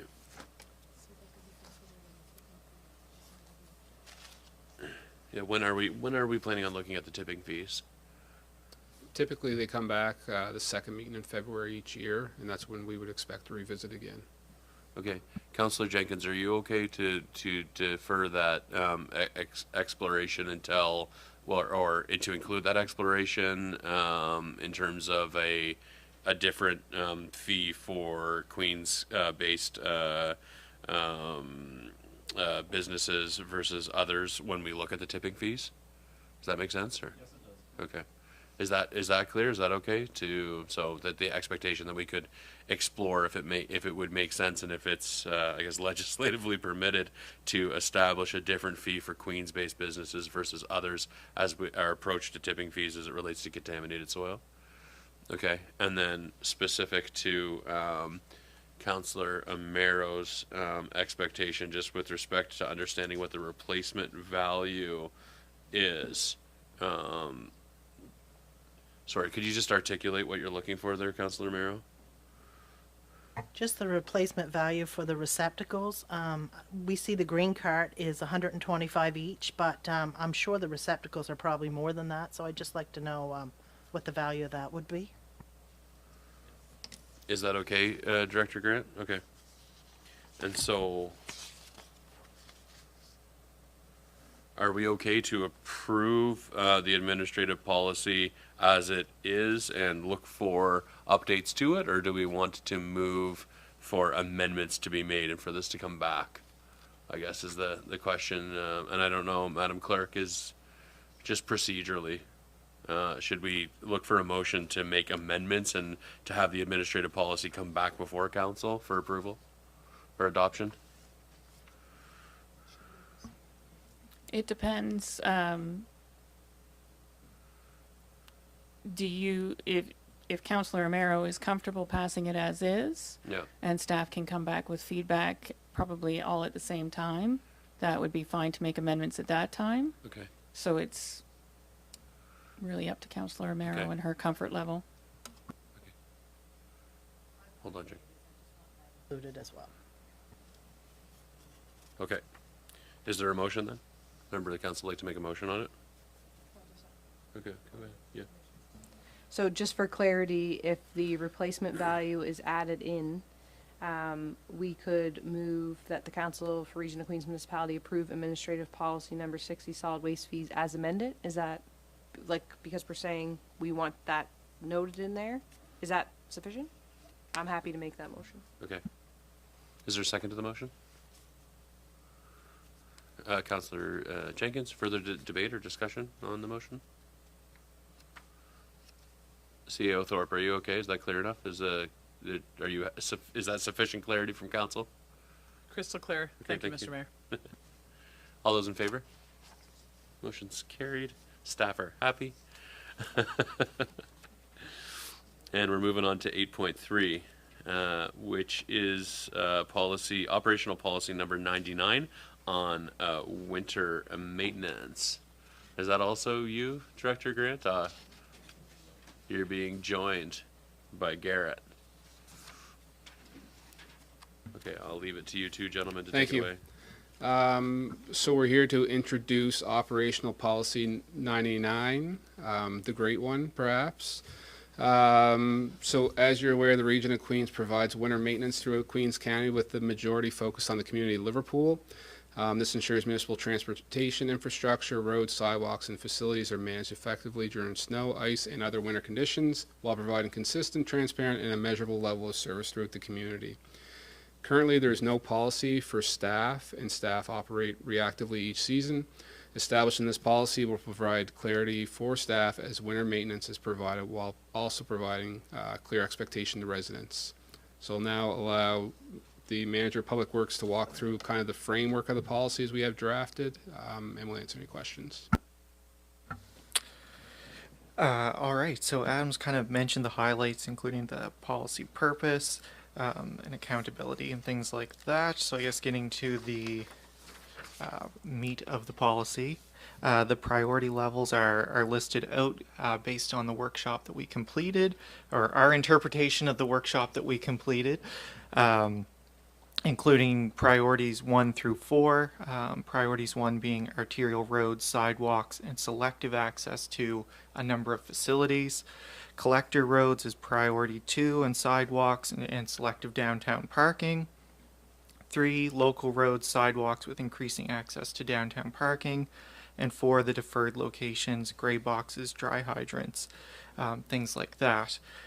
Now, kind of moving on from those priorities, notwithstanding all of that, in response to a developing emergency, we would deviate from those priorities to assist in an emergency situation. So if there's an active fire and we receive a call at our to our crew during a storm that a dry hydrant needs to be opened up, or a situation like that, we will respond. Moving on to the service levels, so the policy is in effect from December 1st to March 31st, which is typically when we see the brunt of our winter weather. Not to say that we won't maintain things outside of that season, but it may not fit directly in line with this policy. The objective of the winter maintenance policy is to promote access for motorists and pedestrians throughout the community by exposing travel lanes at different intervals throughout the storm.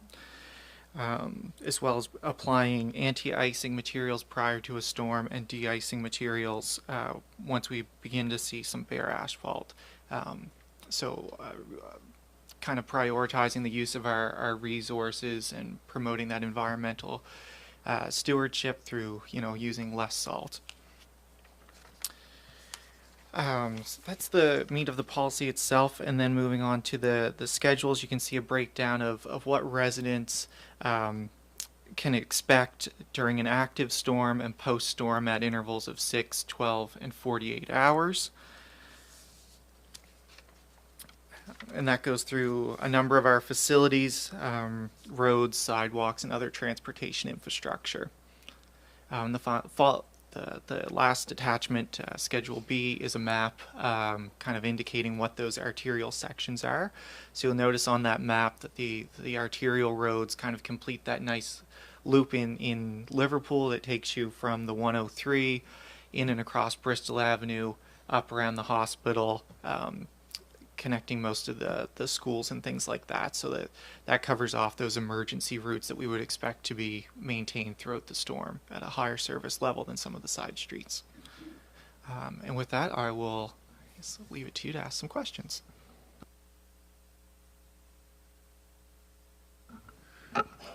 Thanks very much, gentlemen. Questions? Council questions? Yeah, Councilor Yes, Wenzel. thanks for the report. I remember the workshop too. It was in depth, and I think you stuck with the plan here. I just got a quick question on Queens Amera. When we talked about that during the workshop, and maybe it is spelled out here, but I believe that on a storm day that the priority was just basically make sure the entrances and exits were open, and you did kind of like a one swipe through for drive-through. Does that exist in here? Yeah, so I think it's articulated in that table, and as well, if you can, I know the map maybe on your printed copy doesn't show as well, but you can zoom in pretty close, and those orange areas are priority. So you'll notice there's a bank of parking as well as the fire lane out front, and then the Queen's Place staff take care of the entrances and emergency exits.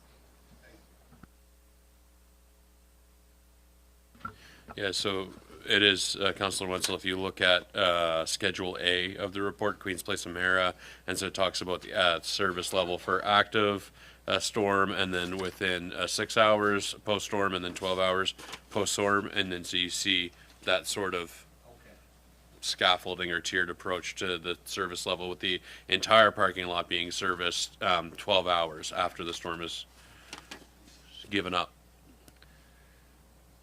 Further questions on this?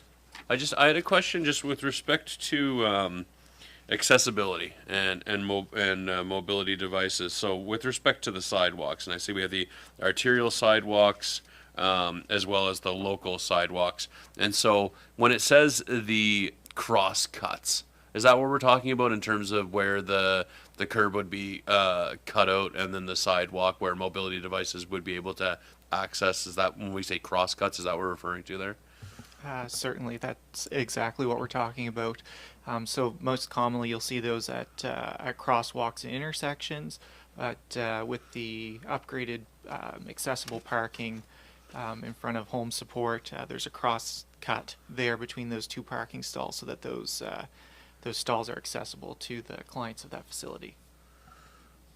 Okay, so where it says local sidewalks, so I'm looking at the Schedule A, and where it says local sidewalks, and then it says 48 hours, and then so I'm just going to say, so full width of sidewalk is maintained, as well as the cross cuts. A surface generally cleared and some bare sidewalk showing, and snow-covered cross cuts. So I'm just trying to understand, are we talking about then 48 hours after a storm, I still wouldn't be able to get a mobility device through those cross cuts? Or I'm just trying to be clear about that level of service as it relates to accessibility in the community. Certainly. So most of our cross cuts are along the arterial streets and the collector streets. That's where we see most of our painted crosswalks throughout town. Right. There's a very minimal number of cross cuts on those local streets because there's a minimal amount of sidewalk on local streets. Okay. So I believe like Wolf Street may be one of them, which has a sidewalk. It's a paved sidewalk that usually it's plowed with one of our larger machines anyway to kind of clear that up after a storm. So I don't necessarily, it doesn't play as large of a role as you would imagine. Okay, so we're looking at bare cross cuts within 12 hours post-storm for those arterial sidewalks, and then and then for the collector sidewalks, having those cross cuts bared within 48 hours post-storm. That's the right. level of service we're talking about here? Yeah. Yep. Okay. So with that, that doesn't mean that they're not touched at all. So when our Right. sidewalk plow goes through, many of you may have noticed it's clear, just not to that bare sidewalk, because it's very difficult to kind of navigate that changing slope and terrain as you get through with the machine. And so that requires hand tools. Exactly. To actually get Yep. it down to that bare. Yeah. Okay. Great. Thank you for clarifying that. Go ahead. Yeah. Just further to that point, if we used Main Street with the day program there as an example. So I know that we've had some conversations before in the past, and there were some members of council who advocated for improvements for accessibility there, and some of the staff that work there were just sharing their challenges around getting the residents in with snow and things like that. So where we're at currently, and what this is proposed, what would they notice as a difference? So I think what this policy does is kind of defines for us breaking out those more major centers, like along those arterial streets that the majority of our residents are using. So for instance, again, with home support, that one is located along an arterial street, so that would be a priority over a local street or a collector street. The crosscuts at Main and Market going to the post office, those areas that are heavily frequented will be cleared first, and sets a priority for us to make sure that those are done.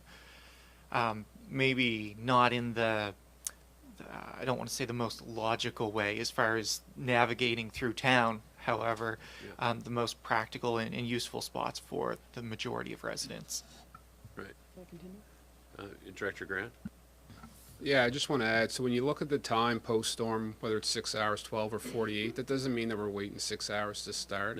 No. If we hit the 6 hour mark and haven't achieved that level of service, then we've come short of our goal. So it's likely to assume that it would be completed in a shorter period of time. It just sets out a priority for us as what we tackle first, second, third, fourth.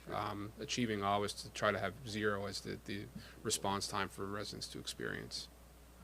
Thank you, and I certainly appreciate this policy. I think it should have probably happened a long time ago, and I think it will be useful to share with residents so they understand.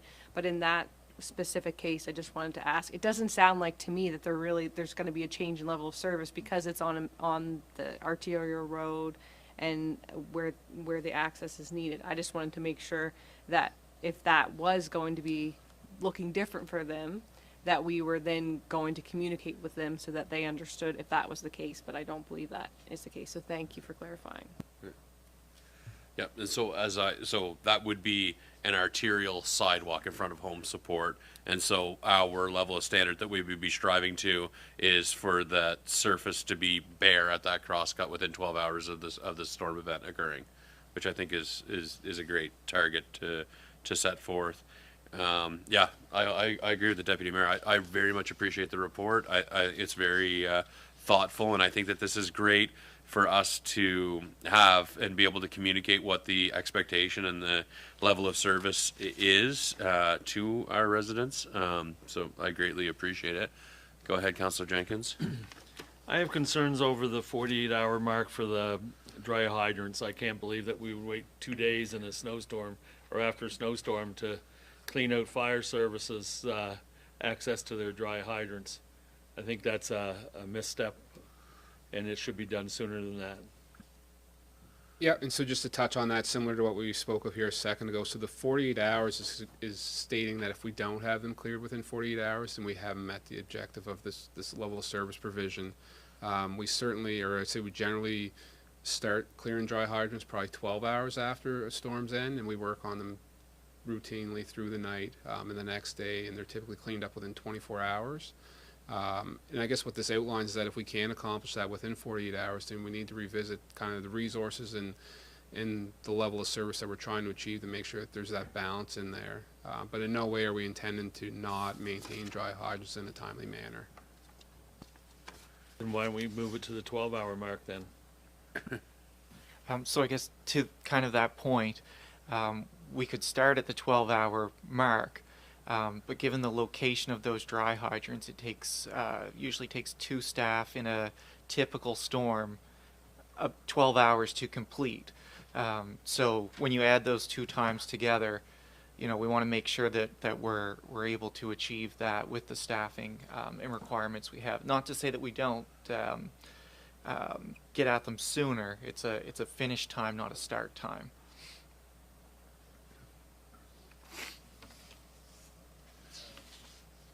Just quickly, again, this is what we wanted to accomplish at our workshop, and I like it. But one thing we did talk about at our workshop that I don't see mentioned here was the winter parking, whether we have regulations and what we're looking at with that. Remember having that conversation. I've had, and it's not even storm season yet, but numerous complaints about parking on Church, Amherst, George, Brunswick, where they park. They don't use their driveways. They park alongside the road, in some cases both sides of the road. So I'm just wondering why we haven't mentioned that in this report. If we're leaving that to bylaw, Adam, or what? Director Grant, sorry. Sure. So the winter parking ban is effect from the Motor Vehicle Act. It wouldn't be a part of this operational policy, which provides a level of service in regards to winter maintenance.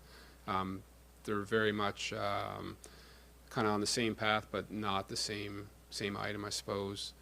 In the past, we used to have a bylaw for winter parking, which was removed in lieu of the MVA providing those requirements that, or outline, I guess, the requirement that you can't park on the street and those provisions. This year we'll do the same as in the past from our end of it, which is to report parking infractions to bylaw or the RCMP, and look forward to them discussing that with the motor vehicle owner. So even if they're not like Church Street or whatever, they're not provincial roads, they still come under RCMP jurisdiction. Is that what we're saying? Yeah, they still fall under the jurisdiction of the Motor Vehicle Act.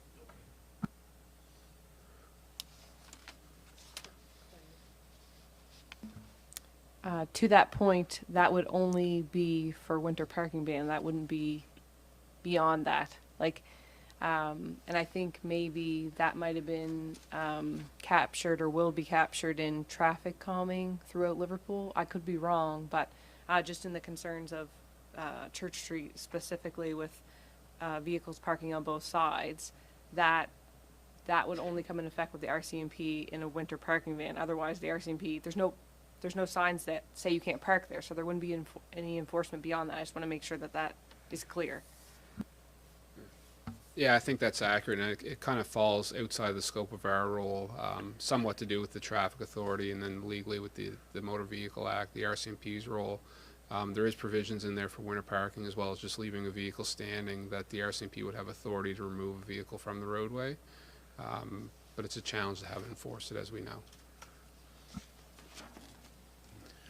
I just want to circle back with what Councillor Jenkins had identified with the dry hydrants, and it strikes me as there's no 24-hour, like we go 6 and then 12 and then 48, and I don't know. I agree with and I understand that it's like we're the target that we're setting for the level of service is that they're all done within 48 hours. I worry about what happens if there is, fire suppression is needed. There's a fire, there's a fire, and our volunteer response, our volunteer fire departments can't access and draw water from a dry hydrant because the snowbank there, and I agree with Councillor Councillor Jenkins that I think we should aspire to a better level of standard with respect to the dry hydrants.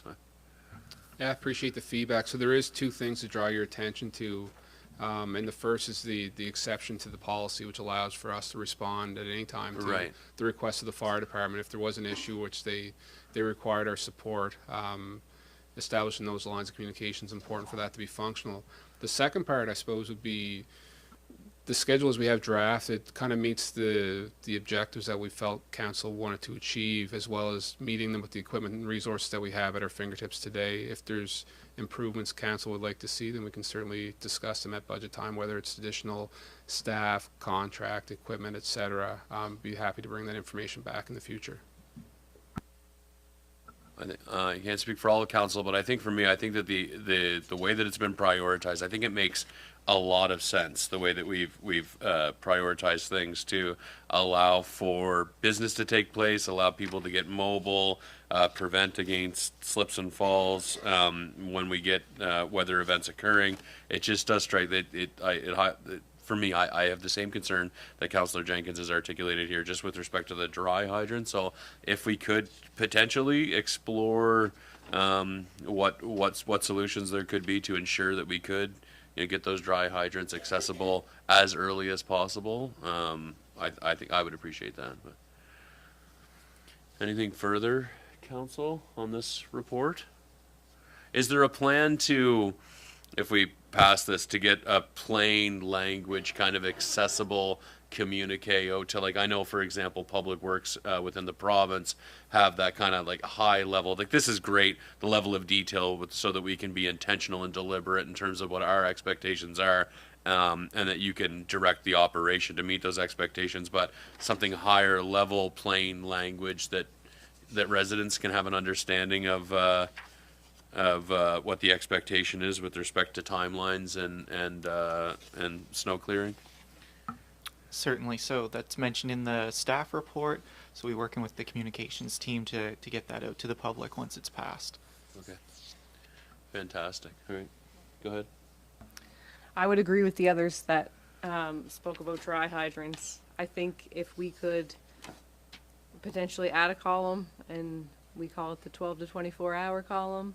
I don't know if it makes sense to put anything else in there beyond the dry hydrants, but I think that we've had lots of concerns about dry hydrants with our residents, with our fire departments, and so I think that it would make more sense to put that in between those two areas. Just the fact that it's last on the list could, from public perception rather, yeah, it just makes it look like, I would be concerned that it makes it look like we're not that concerned about it. So I understand that we're striving to do this beyond those time frames, and that's kind of the tail end. But I would agree with Councillor Jenkins and the mayor that if we could rework that a little bit, I'd be happy to support this today, if on the onus that we can work that into the 12 to 24 hour column that's not there yet. Thanks. So would it satisfy council if under the active storm column we were to add, as it pertains to dry hydrants, a block of lettering that says responding as requested by local fire department, intending that if the fire departments reach out to us that they need a hydrant, we will respond ASAP? Yeah, I think that would help for sure. I think we should also just aspire to a little bit of a better level of standard, generally, as it relates to the dry hydrants. But I think that would help, Director Grant. But I'm wondering, is it the will of council, because given that it's December 9th and we've already had some snow and are likely to have some snow, I think that this is great. I would like for us to approve this operational policy, and then if we could also identify some tweaks that we would like to continue to, and obviously there's going to be tweaks required to this operational policy as you operationalize it and implement it, and then you have to come back and say, hey, that level of standard is impractical given whatever our experience has been in responding to storms and whatnot. I'd like to see us approve it today and just highlight that. It would be great if staff could continue to think about a little bit of a better level of standard with respect to the dry hydrants moving forward. I think if council's okay with that, is there a member of council willing to move for the approval of the operational policy? Councillor Wenzel, moved by Councillor Wenzel. Can I get a second to the motion? Councillor Jenkins, do you have a question, Deputy Mayor? Yes. So are we making this motion with the intent to move dry hydrants to like a 12 to 24 hour window instead of the 48? Because I think it makes sense that, of course, our fire departments can call ahead of time, but I think addressing that time frame sooner than the up to 48 hours would also just give them a little bit of a comfort to know that it's being dealt with in that time frame. Yeah. And of course, they can call if they need it beforehand. Like, those are kind of my thoughts. I'm not sure how others feel. Yeah. I hear what you're saying. I think I don't want to put staff on the spot to articulate what the level of service is that could be provided on it. And so my preference would be to make this motion, approve it, and then direct staff to think about what a better level of service with respect to the dry hydrants is, and then to bring that back as an amendment to the policy. That would be my preference here, if that's okay. Councillor Jenkins. I think what Director Grant added about the fire departments calling in is important, because that way they can call in after the snow plows have been through, because we all know how the snow gets plowed around the off roads and whatnot. So it's important that they can call once the plow has been through, so that the region only makes one trip out and cleans it up. I'm afraid if we move it too far ahead, they could be out there and clean up a dry hydrant, and then the snowplow comes through afterwards and and makes a mess, because it's the road ridge from the snowplows that are one of the major problems. Right. Okay, so perhaps a friendly amendment to the motion to include the language with respect to the dry hydrants during an active storm that Director Grant articulated. Yeah? Are we okay? So who moved it? Who moved the motion? I believe it was Councillor Wenzel and seconded by Councillor Jenkins. So are you two both okay with that friendly amendment? So to include that language about adding that language for active storm for the dry hydrants. Further discussion or debate on the motion? I think it's a great piece of work. I thank you, gentlemen. All those in favor? It's carried.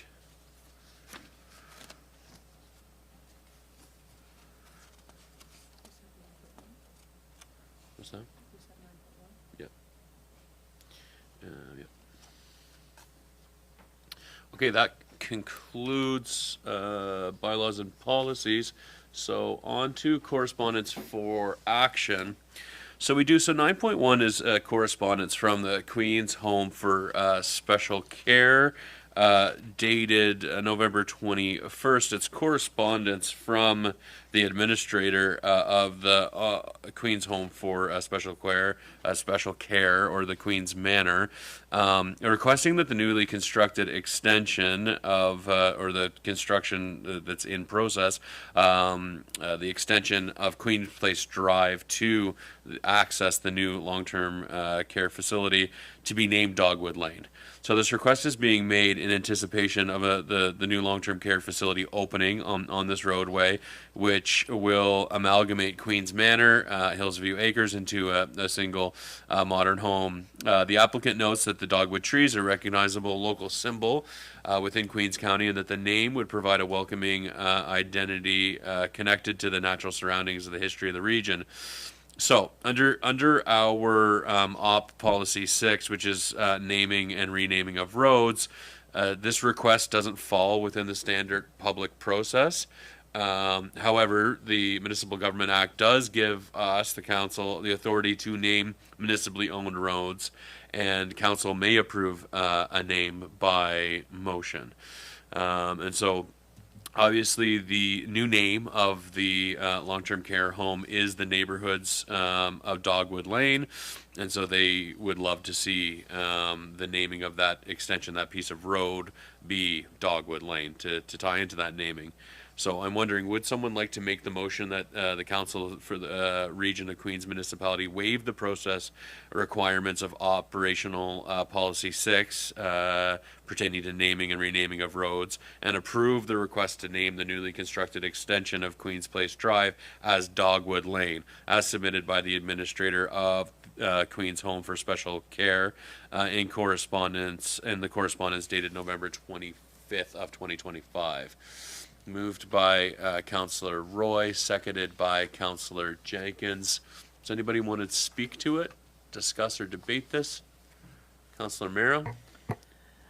I'm just wondering, I have no problem with changing the name, but I'm just wondering if they will, if the emergency vehicles will confuse the name of the lane with the name of the new facility.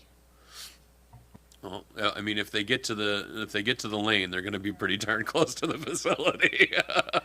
But I think that my understanding of like the 911 system is that the civic addresses, that it's all GIS. It's mapped out, so it would be probably 1 Dogwood Lane would be the civic address of the long-term care facility, and they would respond like to that accordingly. That's my understanding. I don't think that's going to be a problem. No, I'm quite confident in that. Any debate or discussion on it? Is anybody against us renaming the extension to Dogwood Lane? Okay, go ahead. Certainly not against. I'm just wondering when it says waive the process requirements. I'm struggling to remember what the process requirements are. So if we went through operational policy 6 on naming and renaming, it would have to come through the PAC. Okay. A bit of a longer process. Then we're talking about fast tracking this a little bit, if it's the will of council. I see. Okay, that makes sense to me, because I was thinking before that we did deal with these items at PAC. They would just come forward with a request. I think they typically would give their top 2 or 3 names, top 3 names, and then PAC would just make a recommendation. It would come to council, and so I don't have an issue with the way that it is. Thank you. Yeah, and I think in this instance, why we're considering foregoing operational policy 6 is that this is a small extension that is only going to have 1 property on it. It's not a renaming, it's the naming of a new road, and it's just very specific circumstance. Further debate or discussion on the item? Okay, I'll ask the question. All those in favor? Motion is carried. Shall henceforth be called Dogwood Lane. No correspondence for information today. No report from in camera. I'll give a brief mayor's report and invite in any members of council to add on anything that I've forgotten to say, as they have so helpfully done in the past. But just quickly, so November 28th, and as we were just discussing, so November 28th was the day that we had the celebration for the naming of the new long-term care home, the neighborhoods of Dogwood Lane. And I just wanted to say thanks to the board and the staff of Queen's Manor and at Hillsview Acres for their ongoing collaboration, and to Minister Maslin for her unwavering support. I think it was a fun day. It was a celebratory atmosphere. I very much enjoyed participating in it. I think it's a great new name for what is going to be a wonderful facility in our community. Later that day, I was joined by some of the team, namely Stephanie and Heather, and helped a little bit in decorating the Region of Queens tree down in the Trees in the Park initiative on the waterfront. And just a big thanks goes to Freeman's Lumber for their ongoing corporate citizenship in our community and in carrying this tradition forward, as the Chamber of Commerce is no longer looking at it. And one addition that they made was a bit of a coordinated tree trimming party, which was, I thought, a really nice addition, because they had some holiday music and hot chocolate and treats, as opposed to the past where you're just shivering in the cold with the rain, decorating the tree by yourself. So it was nice, and I thank the Freemans for taking on that initiative. And later in that day, CAO Thorpe and I had the opportunity to meet with our new staff sergeant and commanding officer of the RCMP detachment. And so a warm welcome goes out to Staff Sergeant Pat Furnett. Welcome to the community. We certainly look forward to working alongside Pat, as we did with Dan in the past, to ensure a safe and secure Queens County. So welcome, Staff Sergeant Furnett. November 29th, it was a busy weekend in the communities. there was a lot of different stuff going on, tree lighting, downtown for the holidays, food crawl, and on the evening of November 29th, we had the tree lighting at the town tree lighting for Liverpool in front of the Astor Theatre. And then immediate following that, the Multicultural Association's holiday concert, which was a hit again. It was very well attended. So just a thank you to the South Queens Chamber of Commerce, the Astor Theatre Society, and the South Shore Multicultural Association organizations for all that you did to organize and coordinate what was a very fun day and evening, and really makes it feel like the holiday season is underway. I know some staff and council also attended the Brooklyn tree lighting that day. Lots of tree lightings going on in the community. It feels great. So Merry Christmas and happy holidays to everyone. And then the last kind of Christmassy holiday thing that we did, so on November 30th and December 7th, respectively, we had the Liverpool and the North Queens Santa Claus, or Parade of Lights, or Christmas holiday parades. Special thanks goes out to Scott Orm and his team, and Stephanie Serrata for organizing our parade and float for this year, and to all the staff who contributed your time during lunch breaks, pulling together the giveaways. It's great. At both of the parades, I thought this year it was really great to see so many local businesses and community organizations participating. There was really well done floats in both parades, and so it's just great. It's great to see such holiday spirit throughout the community. Did I forget anything? That was my list of stuff that happened since last council meeting. Okay. Any questions? Okay. All right. So there are no council reports, no new business. Brings us to in-camera. Yeah, if you want to, take it away, Councilor Romero.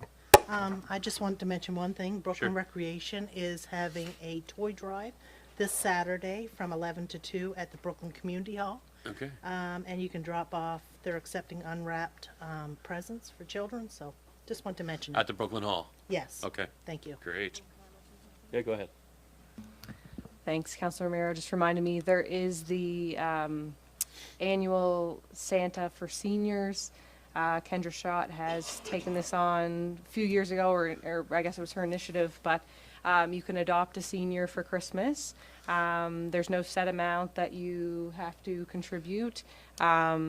There is a Facebook page where you can find more information, and if someone wanted to contribute but didn't have access to Facebook, they could certainly reach out to someone like myself or another member of council, and we could share that. But I do know there's only 5 days left to adopt, and there are still, I think, last I saw, over 20 seniors who still needed to be adopted. I think close to 300 are nominated throughout all of Queens, South Queens, North Queens, West Queens, everywhere.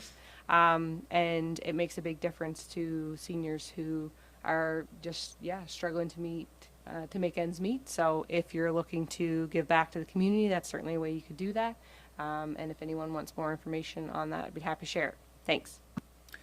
Thank you, Deputy Mayor, and I'll echo what Mr. DeVoe had identified too. A great community initiative with the turkeys at McPherson's. So also a great way that you can contribute this holiday season to families who might have a little less than you do. Any other community updates this holiday season? No? Okay. With that, I will look for a motion to move into closed session. Moved by Deputy